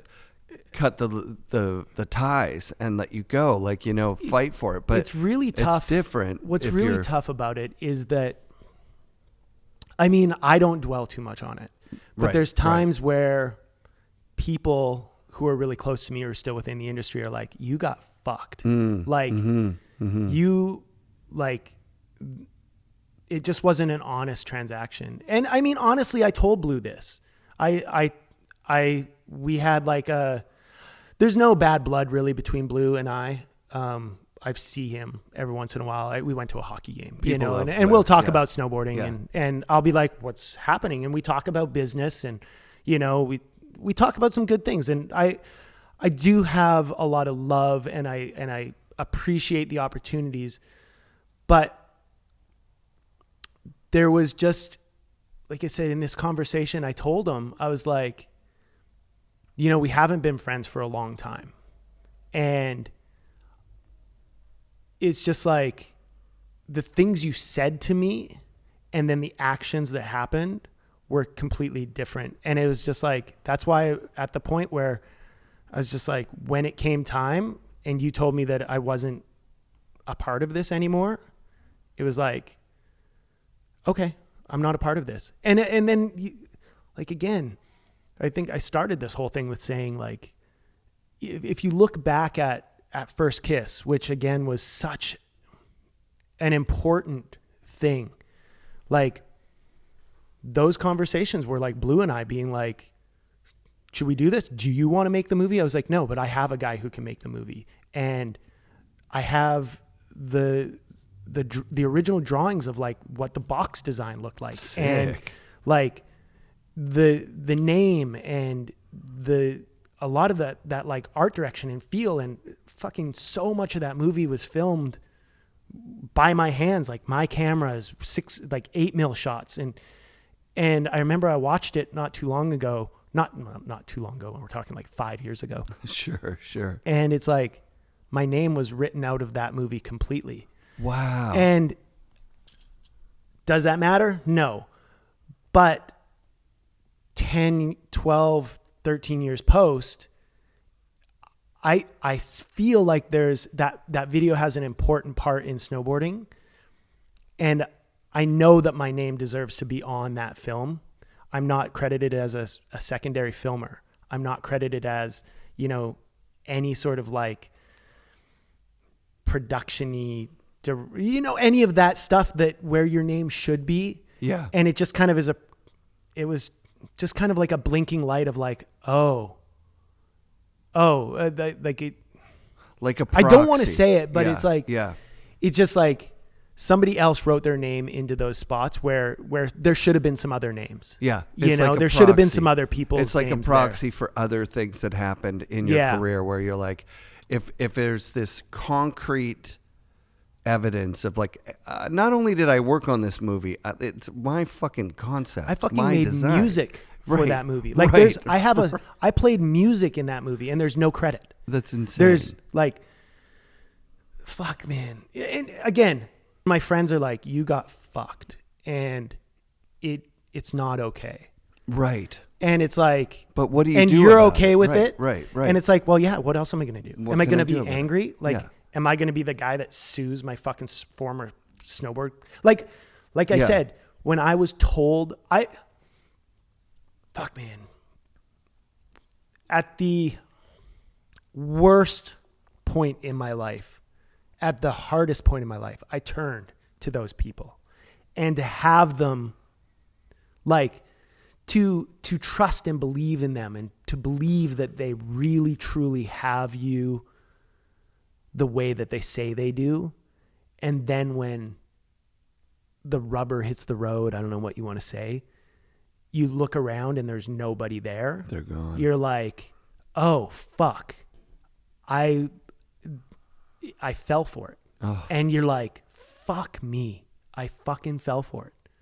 I shouldn't have fell for it. And you fucking fell for it. Oh, dude. You know, That's heavy. It's terrible. That's heavy, but it does explain a few things, right? It explains the sudden disappearance from the pro snowboarding career. It wasn't an injury that took you out. You didn't break your back and then you couldn't go No, anymore. I like I said to Kathy, I was like, I appreciate her so much as like a person, even though we're not together. We haven't dated since. But like I said to her, she taught me so much, and I was like, she was like, I'm sorry. And I'm like, it's fine. Like, I was like, I love you as a person, and seeing you happy is what makes me happy. And I was just like, but you have to understand, like, everything that I thought was happening vanished in the blink of an eye, where it was like all the people you thought were, not all the people you thought, but everything you thought was happening just wasn't. And it was a fucking trip. But like I say, I knew that I could do something more. Yeah. I kind of planned for that.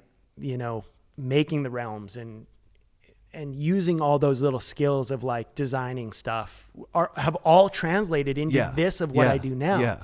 Like taking a product and redesigning it and adding something and marketing and talking to the camera and just being a marketable fucking thing, whatever. Yeah. But you could see you're having fun at it. That's the thing. There's none of that pain that I'm seeing in your face right now. Yeah, it was tough. Remembering what was going on there. Yeah, it was fucking tough. This place is like you're insulated from outside control of it. Like you don't have to talk to an owner and be like, hey, can we do this? Can I do that? How about this? It looks like, did you build these displays? Yeah, my homegirl Miko actually did like the front facing and the little whatever that stuff is called, the suede stuff on the inside. But yeah, I built those in like fucking 4 minutes. Oh wow. Yeah. But the whole thing, like just the look of it, the lighting, the curation of the products that are in here, it's like this is what happens when you have a vision and you see it through to completion. This is dope. Like, so you knew you had this in you. Well, here's the thing is the way I grew up made me like fiercely independent. And that fierce independence is what drew me, I think, to snowboarding, drew me out of hockey and put me into snowboarding. It was this escapism. It was like it was just such an independent thing. And it was, I could do it by myself and that's it. And that's why I ended up probably getting good and whatever. But like the early snowboarding stuff, like out of the realms, it just became like, it was just that independence of I'm not going to have other people do it for me. And now I run this all by myself. And it's just like a continuation of that sort of shitty childhood growing up that makes you a fiercely independent person, which makes you a good snowboarder. And then you try to be a part of something and then you realize, oh, maybe you're just like a fucking, you're just really independent, and you're probably not meant to be a part of those things anyway. So fucking thanks, man. You know, I probably wasn't meant. I wasn't meant to be a part of any of that stuff. You were the talent. You know what I mean? Like you were the talent. So you were doing. You were the disposable hero that Scott Shaw talked about in 2004. Unbelievable. 2005. Yeah, that's nuts. That's actually nuts. Yeah. Right. Yeah.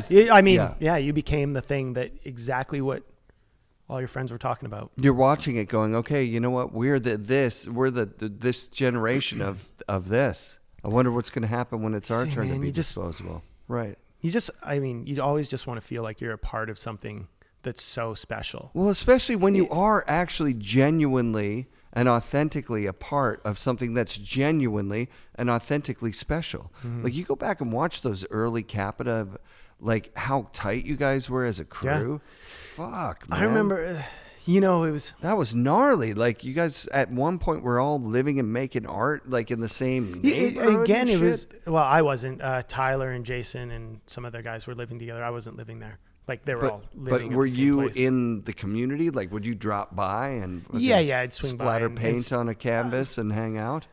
Play Sort music of. or whatever. Like just the whole everybody kind of did stuff together, and it was just so different. I go back to this, and I just wish things could have been so different. Right. I wish there wasn't that ego pull between Jason and Blue. Yeah. There's a lot of people that would rather fail with their own ideas than succeed with somebody else's, you know? True. So like I say, that ego pull where yeah. being able to round out each other's edges to be able to fit together a little bit. But obviously it didn't work, but I just, looking back at it, it's like, fuck man, what Jason brought to that table and the possibility of what that brand could have, I mean, it's huge now. So it's what it could have become, but right. What it should be, even from what it is, you know, or what it could be from what it is. Yeah, that's a tough thing to say. It's like, I don't even know. It's like, how does it change? Like, there are some things in Capita that are completely anchored to those early days with you guys running the show and making great decisions. That they still use.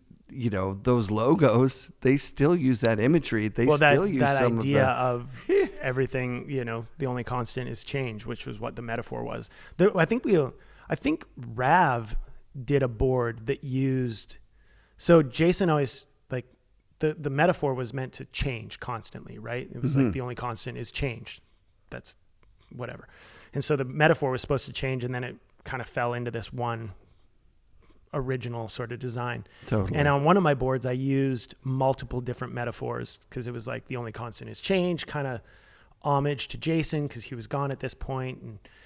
And then I saw that Rav did one, like his pink base board. I don't know what it had on the top, but it had the metaphor. And I was talking to Scotty Stevens and I was like, dude, I don't know if he got it. I don't know if he knows. And Stevens was like, no, we took that like off of one of the old midlife boards. We know. And so I don't know if he actually knew. I think like, so. I like to think so. Yeah. You can't have Capita without that. It doesn't exist. It didn't just appear and they were at the mothership and doing the shit. No, they needed to have the grassroots era that they had with you guys there, or else there is no Capita. It's all been built on that. Here's the I like to keep going. Here's the thing. Yeah, sure. I mean, well, you know better. You look at the early days, right? You've got Jason and Kevin, and then you've got Seth, Tyler, and me, right? So you've got Kevin leaves right away and goes to Genius and kind of whatever. Like that's a fucking blow. It's a blow. But then you've got the four of us. And like I was saying with the early days of to fucking loop this back. Sure. Those early days of MacDog. I don't know if I've ever told anybody this, but it's like, why did I no longer have any interest in filming with those guys? I went on my first trip and I got home and no discredit to Kearns. I love Kearns too. I haven't seen him in years. Yeah. But he called me and he was being an agent at the same time, right? Yeah. He was an agent Infamous for management. Yeah. Yeah. And he's like, kid, you're good. He's like, you're good. He's like, you're rough around the edges kind of thing, but you got something. He's like, but the problem is these fucking sponsors you have. He's like, you can't do it. He's like, you need to quit. He's like, you can't ride for Capita. He's like, come ride for Santa Cruz. We'll put you on there. We'll get you fucking this. We'll get you that. And I was just like, again, this is me being like, I don't think you understand how important this is to me. I don't think you understand how much this being a part of this means to me. And the fact that he didn't get that, and he was like, you need to quit everything that you care about to make it. I never filmed another day with them. And I was like, oh, my knees hurt. I was not interested. I was like, I have I don't think I told Blue that. I don't think I told anybody, but I was just like, I have zero interest. And, 3 months later, Seth left and went to Santa Cruz and rode for them and did his thing with them. And I ran into Seth one more time and I was like, hey, bud. And it was like family off, you know what I mean? And I never saw him again. Wow. I was just like, oh, and I was just kind of like, okay, that's strange. This is how that goes. Yeah. And I was just kind of like, again, it's like these calls were coming in. It's like, we'll pay you a lot of fucking money. Maybe I only would have snowboarded for 2 fucking years, but I would have made more money in 2 years than I made my entire snowboard career. Right. But I thought that those decisions I was making then would translate into a future that, again, I don't know that the company ever saw me being a part of. Right. Hindsight, for that same period of time. you get to the end of it and you go like, well, they let me go, so fuck them. Like, it wasn't a fuck them. It was just like, when did they start? When did the dream actually end? Like, when was it not reciprocal? When was it that I was family with them, but they were already moved on? I feel like I know the moment when the relationship really changed with Capita. And it's funny, you said it. You were like, when you were making a video with somebody else and they chose a song you didn't like. And I've always been this guy. If you talk to anybody about Camp of Champions, I was the fucking like, you guys can't pay people $4 a day to hire, like, work with these kids. I was like, I would become everybody would complain and they'd say it to me and then I would tell it to Ken. And, Ken and I butt heads and they were like, fuck this guy. But I was like, I'm speaking on behalf of all of these motherfuckers. Rad. Like you said, it was like, we should be appreciative of the job that we do because we get to snowboard. And it's like, no, we're working and we work this so that we can continue doing what we're doing. And so I like advocated for like, no, like we need to be able to get paid enough to be able to fucking do what we do. And I remember we were making the Capita video and Dustin was pissed and Breezy was pissed and maybe Bonus was pissed, but everybody was coming to me with, I fucking hate this song. I don't want it in my part. Oh, wow. I hate it. Yeah. And they wouldn't say it to Blue. And I'll fucking say anything to anybody. It's just, that's the way I work. I'm like, if you're pissing me off, I'll tell you. Yeah. I'm not much of a like authenticity guy. Yeah. I just like, I say this to a lot of like, it's just sort of like, if there's an issue, face it, get it done, fucking move on. You know what I mean? Yeah. Don't fucking harbor it for too long. Yeah. And I remember having this conversation with Blue and he was like, no, this song is going in the video. And it was like, he was dead set on these songs being in the video. And I was like, everybody fucking hates it. I was like, don't be this fucking guy. Nobody likes this. I'm like, again, thinking that this project was so close to us and so special. And it was like, that was the catalyst, the starting point of like realizing, I was like, oh, it's more about it seems to be more about you and what you want rather than listening to what the riders want, which is what this whole company is supposed to be about. It's supposed to be rider driven. It's supposed to be complete creative control over who we are as, to steal a term from James Beach, snowboarding artists. You know, Beach told me once, he's like, I'm going to continue being an artist. And I was like, oh, you like paint? And he's like, no, like a snowboarding artist. And I was like, oh, that's a fucking good term.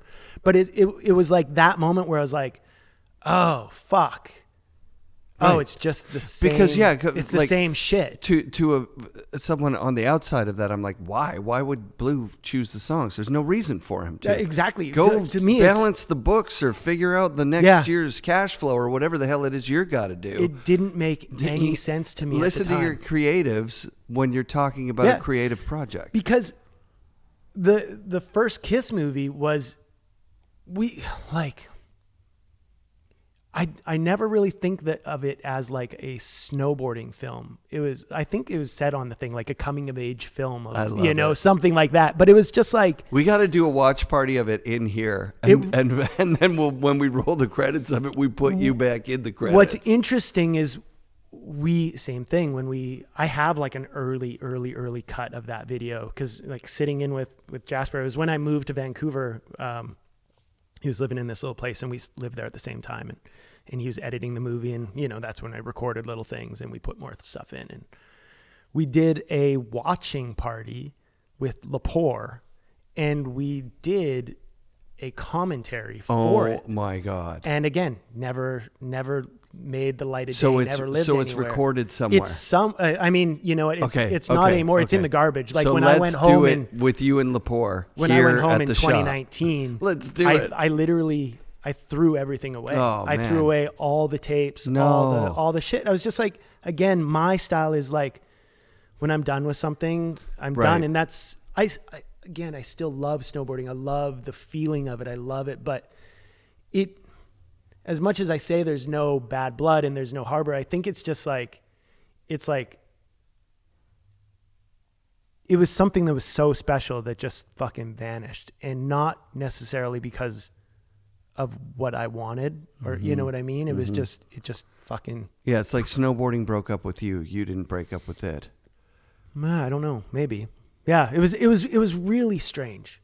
And like fucking, I think back to like the conversations I had with Kleckner and like how perfectly that relationship ended between Union and myself. It was fucking perfect. And I was just like, it should have been like that with everybody. Instead, it was like, hey, I got a new fucking job. What? Okay. Like, the craziest thing about snowboarding was there's certain sponsors that you have that aren't the heart and soul of who you are.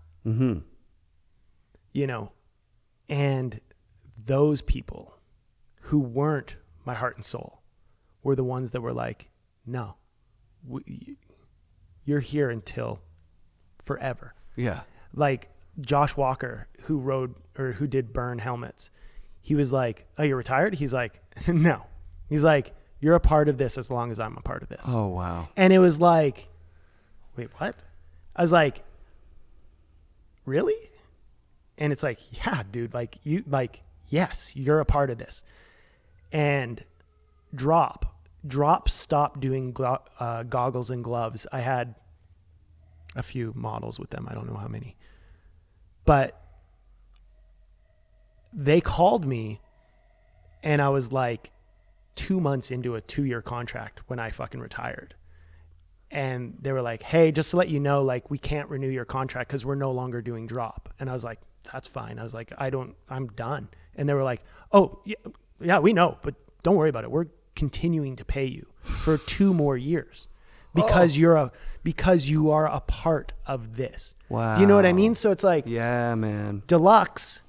I mean, I love those guys, but I still have products with my name attached to it on Deluxe boots. 12 years what year are we in? 2014? 2024. Yeah. 2024. Did I say 2014? 2024.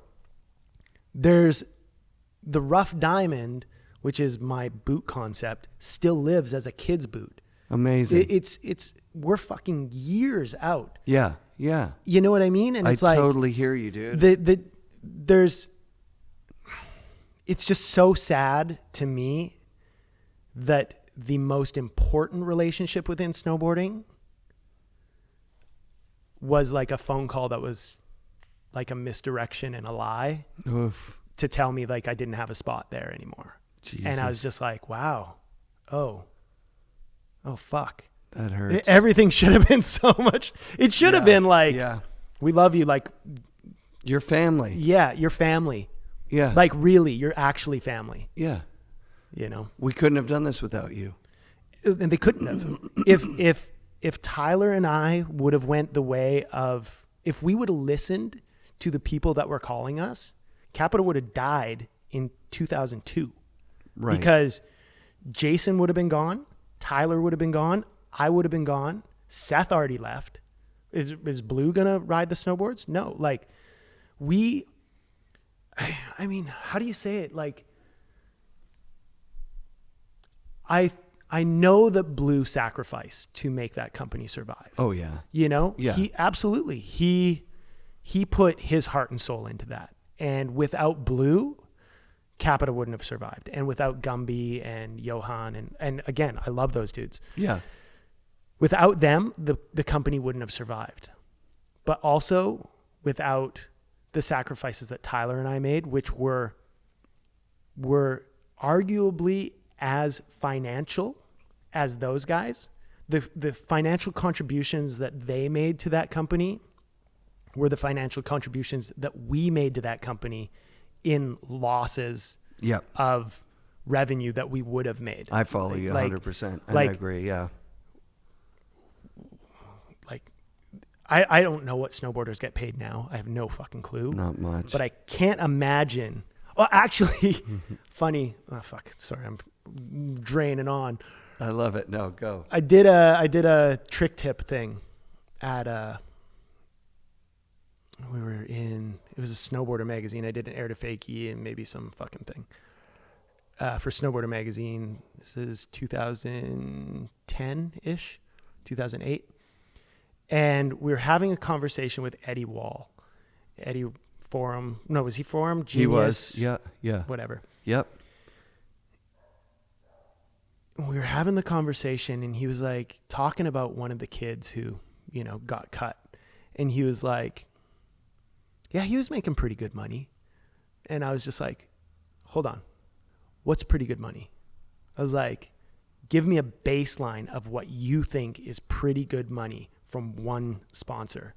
And he was like, oh, like 150, 200,000 a year. You know, this is still early-ish. I don't know, like Jeremy, when we did that shakedown video meeting, yeah, I remember him saying, I feel bad for you kids coming up now because there's no money in snowboarding, right? So you got Jeremy. Yeah. Slight generation before us. Like I'm probably like third gen, yes. you know, yes. third gen iPad. Yeah. And he's like, there's no money in this. You got your Damian Sanders money. You got your Jeremy Jones fucking JP money. And then you got my money. And now we're fucking multiples, right? Yeah. So I don't know what it is, but I was like, from one company, I was like, I should have taken those fucking contracts because I was getting paid fucking a tenth. Yeah, of hundreds. What he hundreds was of saying dollars. was like right, decent money. Right. And decent. He's saying decent, okay money is. And I was just like, holy. 12 grand a month. Holy right, fuck. Right. Like 12 like, grand a whoa. month. So it's like, you know, when like I got those calls. Yeah. I got those calls that were like, we're going to pay you a lot. You wouldn't be yourself if you hadn't made those decisions like, hey, I'm the kind of person who sticks with family and offer me as much as you want. It doesn't matter. But also these guys are going to potentially build up, make that kind of money.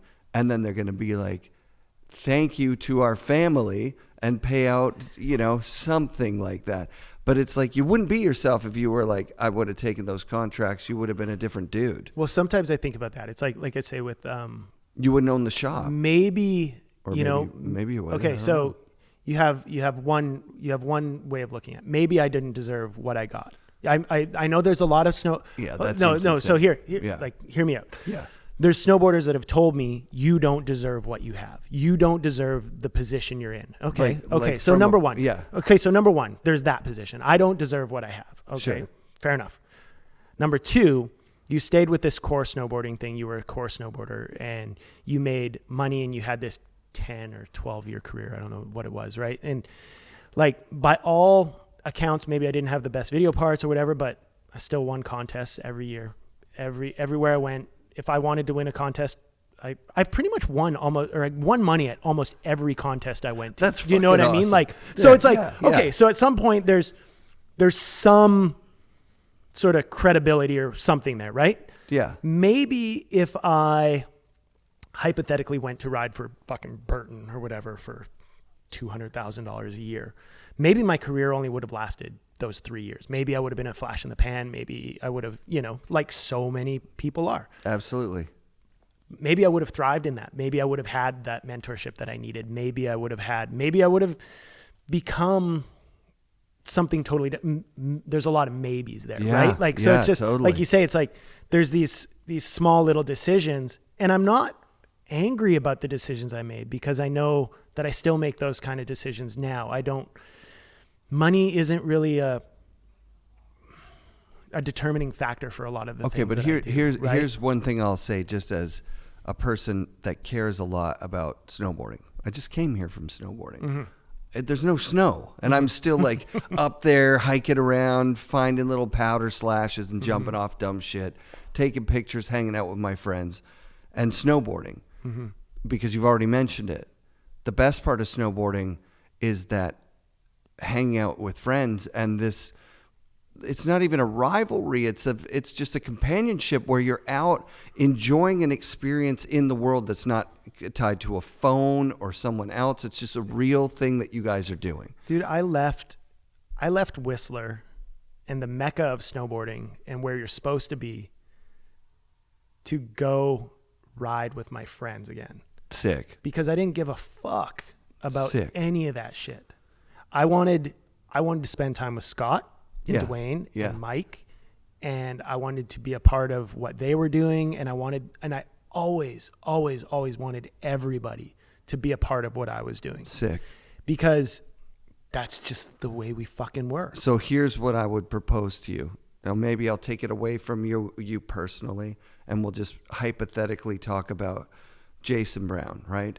What is it worth, monetarily or otherwise, to lose snowboarding, to leave snowboarding, and then it doesn't matter about the money. What about the fact that he doesn't go snowboarding for 20 years after he leaves the company thing? Like, what's that worth?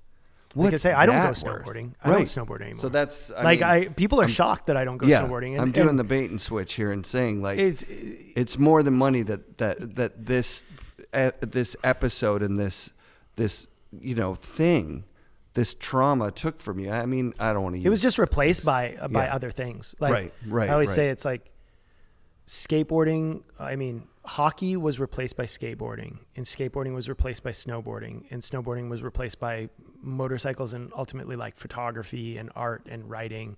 And now even motorcycles are replaced by like what I do now. And it's like, again, maybe that's to that Mikey LeBlanc thing, is that we're never really satisfied. We're constantly moving forward. We're constantly evolving, not changing who we are, but like it's like you're not stuck to any one specific identity. And I get worried about a lot of snowboarders. Like you see, and I mean, this isn't my decision to make, but you see a lot of people that seem like that's all they have.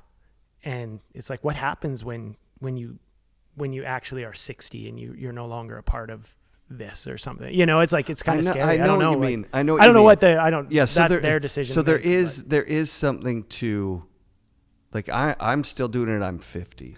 And I'm going dumb amounts of days. I'm still. not talking about I'm more like talking about like professional snowboarders or something like that. I think that's what it comes down to. Like a couple of people have said, like Josh Dirksen said last week, skateboarding was just for me. Mike Rankwood said it too. He's like, man, I got one skateboard sponsor. It was Independent Trucks. And I was like, I don't want the fucking hustle that I have over here with snowboarding, with brands and all this bullshit to tarnish skateboarding. I'm keeping skating for me. You know, it's super interesting. There was a line I remember Burns said to me. He was like, the problem was that somebody with snowboarding, skateboarding and everything is you took something that people love and turned it into a business. Yeah. And turned it into a job. Yeah. And it was like, again, I go back to that thing of Jason saying, he's like, I didn't hire you to be a part of this company because I thought you could be more. I hired you because of who you are. And it was interesting because at some point it then felt like who I was or who we were wasn't enough, which is super interesting. And I remember Burns saying that it was like, it's because you took something you loved and then suddenly you had to be a business. And so you no longer were just who you are. You have to be the pro snowboarder. You have to be the fucking thing. And some days, like snowboarding for me was like, honestly, like doing, maybe sometimes it was gnarly, but like Pat Moore was one of those guys that I loved him. I thought he was such a great snowboarder. And he like just randomly, one day I was just like, where is this coming from? And I just remember being like, that kind of snowboarding is for you. Like not everybody, like you're a fucking great snowboarder. You are really good, but not everybody wants to do 1080s into fucking powder, you know? Not everybody. I mean, the other day I was saying like, I watch snowboarding and like Zeb Powell, it's like, does Zeb Powell deserve what he has? Like I've never seen a Zeb Powell video part. I've never seen him win anything other than the knuckle huck. And I felt like I was talking to a buddy of mine. He was like, totally, I understand. Like I don't know. And then I was thinking about it this morning in the shower and I was like, but you know what? Zeb Powell is attracting people to snowboarding and he's doing it in his way and he loves it. And it's like, who the fuck am I to say that Zeb Powell doesn't deserve the space that he has? Right. It's the same as that person telling me I don't deserve the space in the sport that I have. Yeah, when we were on the chairlift at Big Bear, we were asking kids, because Eric Blem wrote a book on Craig Kelly. And he's like, hey, do you know who Craig Kelly is? The kid goes, no. And then we're like, well, do you know any snowboarders? And he goes, well, yeah, I know that one, the main guy. And we're thinking, I don't know, who's the main guy? Sean White? Yeah. He goes, Zeb Powell. Yeah. Yeah. But you know what I mean? It's to like, him, just that, to an 18-year-old kid, 19-year-old kid, right now, Zeb Powell is the main guy. Yeah. And I was just like, it was such an interesting moment for me to kind of make that connection again. Like that's this morning because a buddy of mine was in here yesterday and like I say, we talk about snowboarding. Sure. I love snowboarding and I love so many elements of it, but I was just kind of like, I don't know Zeb. I know a lot of the people he's around and stuff like that, but it's like, I was like, I kind of feel like I'm being a little harsh on him. It's just because I haven't seen it. But then all of a sudden I was like, but I'm also taking that stance of that person who fucking made me not want to be a part of snowboarding. You nailed it. You just nailed it. Because snowboarding doesn't have anything to do with that shit. Yeah. Snowboarding is just snowboarding, but it's just a fucking the whole really idea of the Snowboard Realms thing. was to include people. Yeah. It was the anti-gatekeeping. It was you want to know what it takes to do this? Here's all the information. The number of kids that I coached at snowboard camp that became pro snowboarders. The fucking kids that were a part of the coming out thing. In that magazine. Yeah, the pink dollar posse. Like there was Ian. He was one of my campers years ago. Sick. And same thing. I was like, you're a fucking good snowboarder. And like I saw kids develop, and I was just like, man, that's what it's about. It's like the position that I took on Zeb yesterday. I was like, does he deserve the position he's in? Like, I don't know. I've never seen anything. I've seen him do this and this and this. And I'm like, does that warrant sort of the praise that he gets or the position he has? Like, I don't know. But then I was like, we pulled it up and I was like, he's got 500,000 followers or something like that.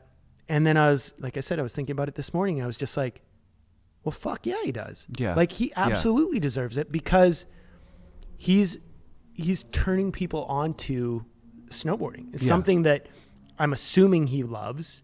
Oh yeah. And you know, snowboarding for me as a kid was like that escape, that from a shitty home life. And if Zeb opens that lifestyle to, you know, I think he talks a lot about like bringing snowboarding to like inner city youth and maybe building that passion for somebody who doesn't have that. That's fucking life changing. Yeah. So fuck yeah. Like he absolutely deserves it. Yeah. Like everybody who maybe doesn't have the fucking, isn't doing the quad. I love watching the quad super twists. The 2160s. Yeah, you know, like, but holy fuck, that stuff is insane now, right? It's crazy. But anybody who says that they don't like seeing that is fucking full of shit because it's insane. If when you see it and it works and there's like some float to it and there's no struggle and then the landing is perfect, like if you see that and go like you have something bad to say about it, there's something wrong with you, man. Like that shit is insane. That's called projection. Yeah. But then at the same time, I have nothing against the person that's like, that's not for me. Yeah, totally. That's I the want thing. to watch It doesn't Soul have to Turns be for you. or I don't want to watch it at all. I just want to do it. The community's huge. I think that's big. And the tip of the spear in the community now isn't a point like it was during your era, where it's like where you can go, this guy got part of the year in the video of the year, and so that's the most important snowboarder right there, and he's getting paid the most. I remember talking to Johan about everywhere. that, and I was like, I remember saying to him, I was like, I think that there's room for everybody. Yeah.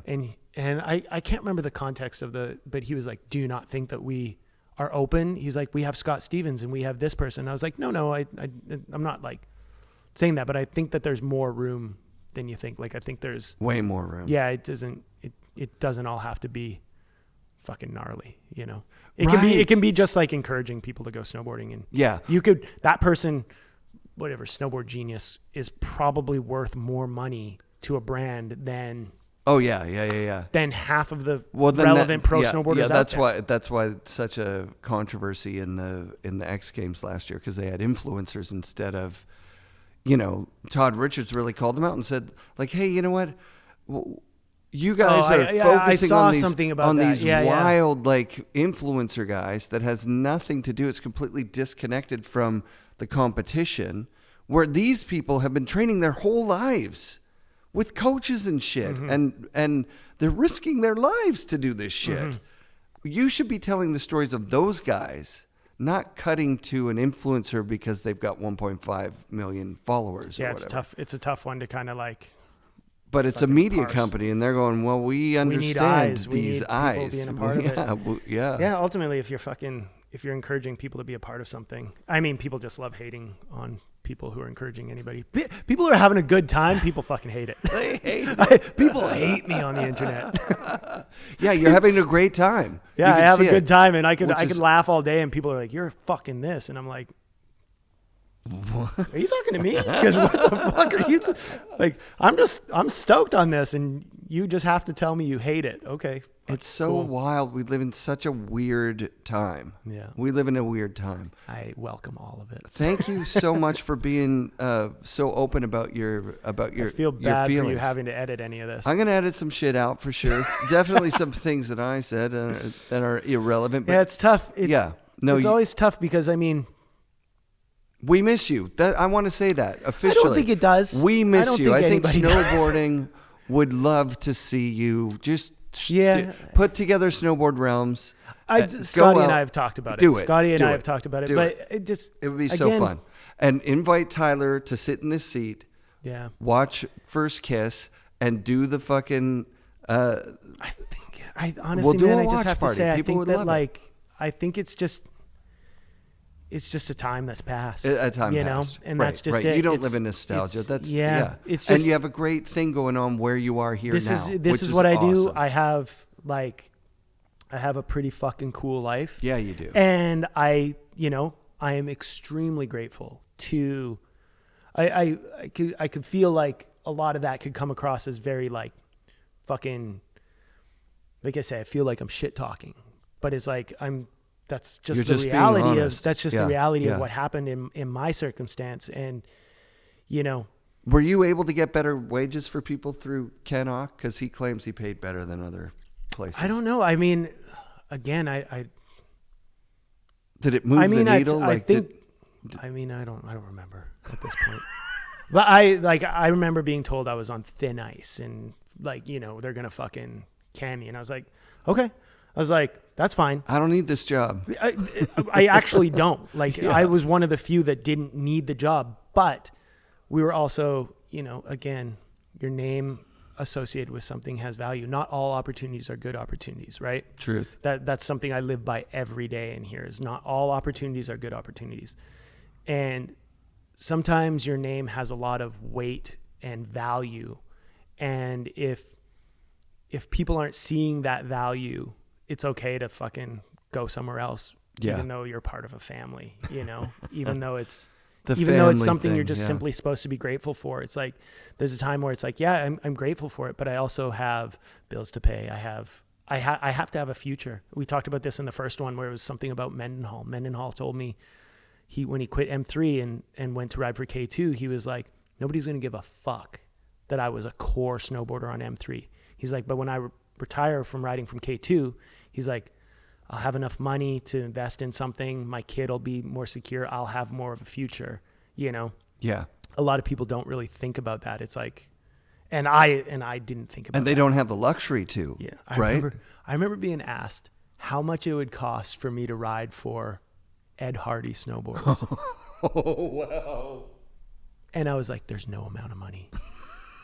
And now I'm thinking, I'm like, dude, if those motherfuckers offered me $1 million, fuck yes. Yeah. Half of these fucking snowboarders I see now are riding blank snowboards that have like cryptocurrency branding on them. Hey, I'm I'm working on a crypto sponsor for the show because I'm like, it's just there's cash there. The line is just like there's a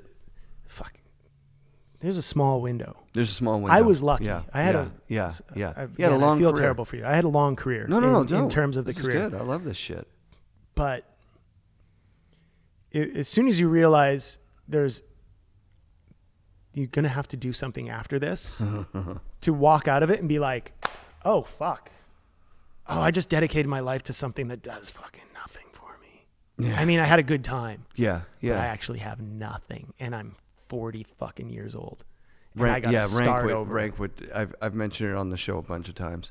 I remember just asking him, like, aren't you glad you found snowboarding? He's like, glad I found the drug that that I was addicted to that meant I didn't go to school and I didn't get a career and I don't have a house and I don't have all these things. I love Rankwit. My first trip to Japan was with Rankwit.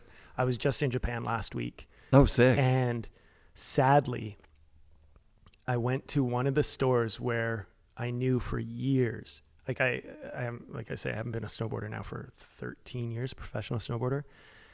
My first trip to Japan was in 2001, early 2002 maybe. And it was with Mike Rankwit.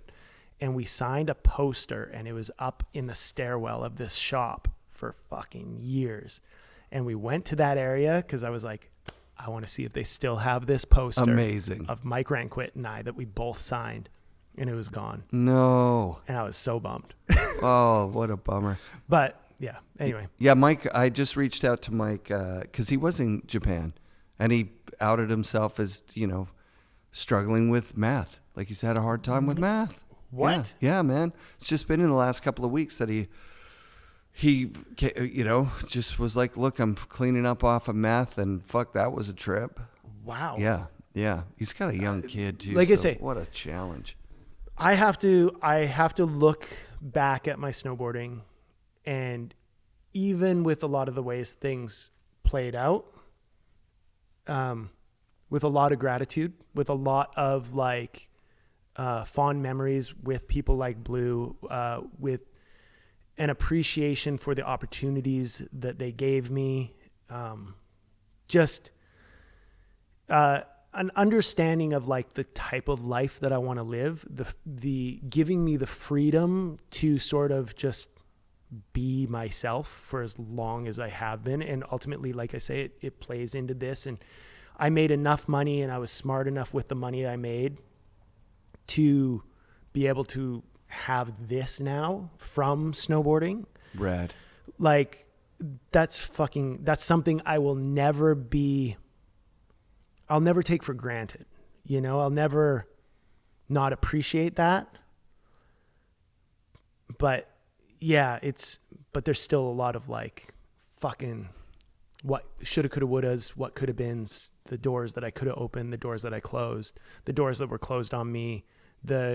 I mean, I'm sure everybody feels that. Everybody feels wrong to some point, whether it's justified or not. I think there's a lot more of it in snowboarding than there is in, say, surfing or skateboarding, but I'm not sure. But I don't know. I'm not a part of skateboarding or snowboarding, so I don't know. It seems like, you know, and I've been saying this a bunch this winter, but it feels very revelatory to me that the industry that drives snowboarding is the ski industry. And they're ancient compared to us. They're hundreds of years old. You know, Mad Shoes Skis is like, they might be 400 years old as a company. And the parent company that owns that, you know, K2, has gone through all sorts of ups and downs. And they are, you know, they started as a ski company. And snowboarding was just this thing that, oh, look at these guys are all having fun at. We can build those. Let's build those. Why did they say we could build those? Not because K2 was like, hey, everybody, new thing that looks super fun to do. We're going to build ourselves a whole bunch of snowboards and go out there. They were like, we could make money making these plywood boards that these guys are buying from, you know, a few select dudes that are making them in their garage. We could add P-Tex to the bottom, put some edges on, and make them like a ski, nice and wide. They'll be better than what's out there. And by my calculation, if we have 800 units the first year and then we ramp up production to 2,000 units by year 2, this could be a lucrative part of our business. They didn't come at it from, hey, sorry, K2, call me out. If I'm wrong, if there was someone high up at K2 that was like, you know what, I'm kind of bored of skiing. What's the new next thing? This snowboarding, I tried it. Now we're going to make snowboards. I could be completely wrong here, but it seems like snowboarding got fucked over in the fact that snowboarders didn't call the shots. There was already an industry that was making the things, that was divvying out the money to people that were addicted to snowboarding. Yeah. And they're like, well, hey, you learn from the people in front of you. So if you got fucked over, you fuck over the people. That's who it. Fuck over the people That's who it. fuck over the people. Yeah. That's how it feels like. That's to how me. it goes, maybe. Yeah. That's why you shouldn't just, if you treat people fairly from the start, then from the top down, nobody has to fuck over anybody. Yeah. And then everybody, you does grow. better. I fucking love you, TJ. Thank you for Sorry. doing the show again. That's a bad one. Thank you for doing the show. That was a lot of fun. And I really appreciate how vulnerable you were with your feelings on this. You're going to have to edit a lot. Yeah, it'll be fine. Ladies and gents, the time has passed. The time has passed. Got to be a better way.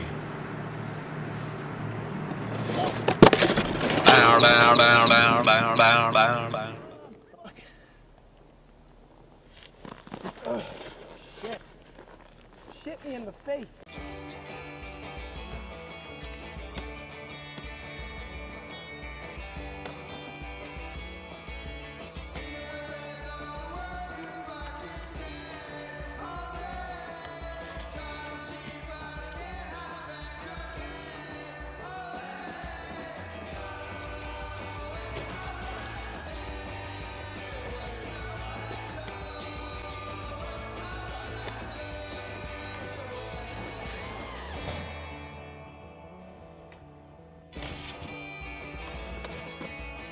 FNRad shoutouts this week to TJ Schneider and his retail store, The Shop, here in Vancouver.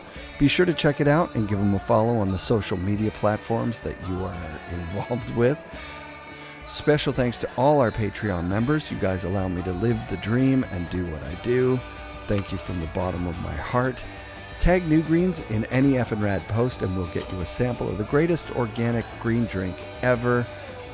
Or tag 1910 in any FNRad post for a chance to win a 1910 hoodie. And be sure to come back next week for another episode of FNRad Snowboarding, presented by Skyview Campers and brought to you by FNRad Productions.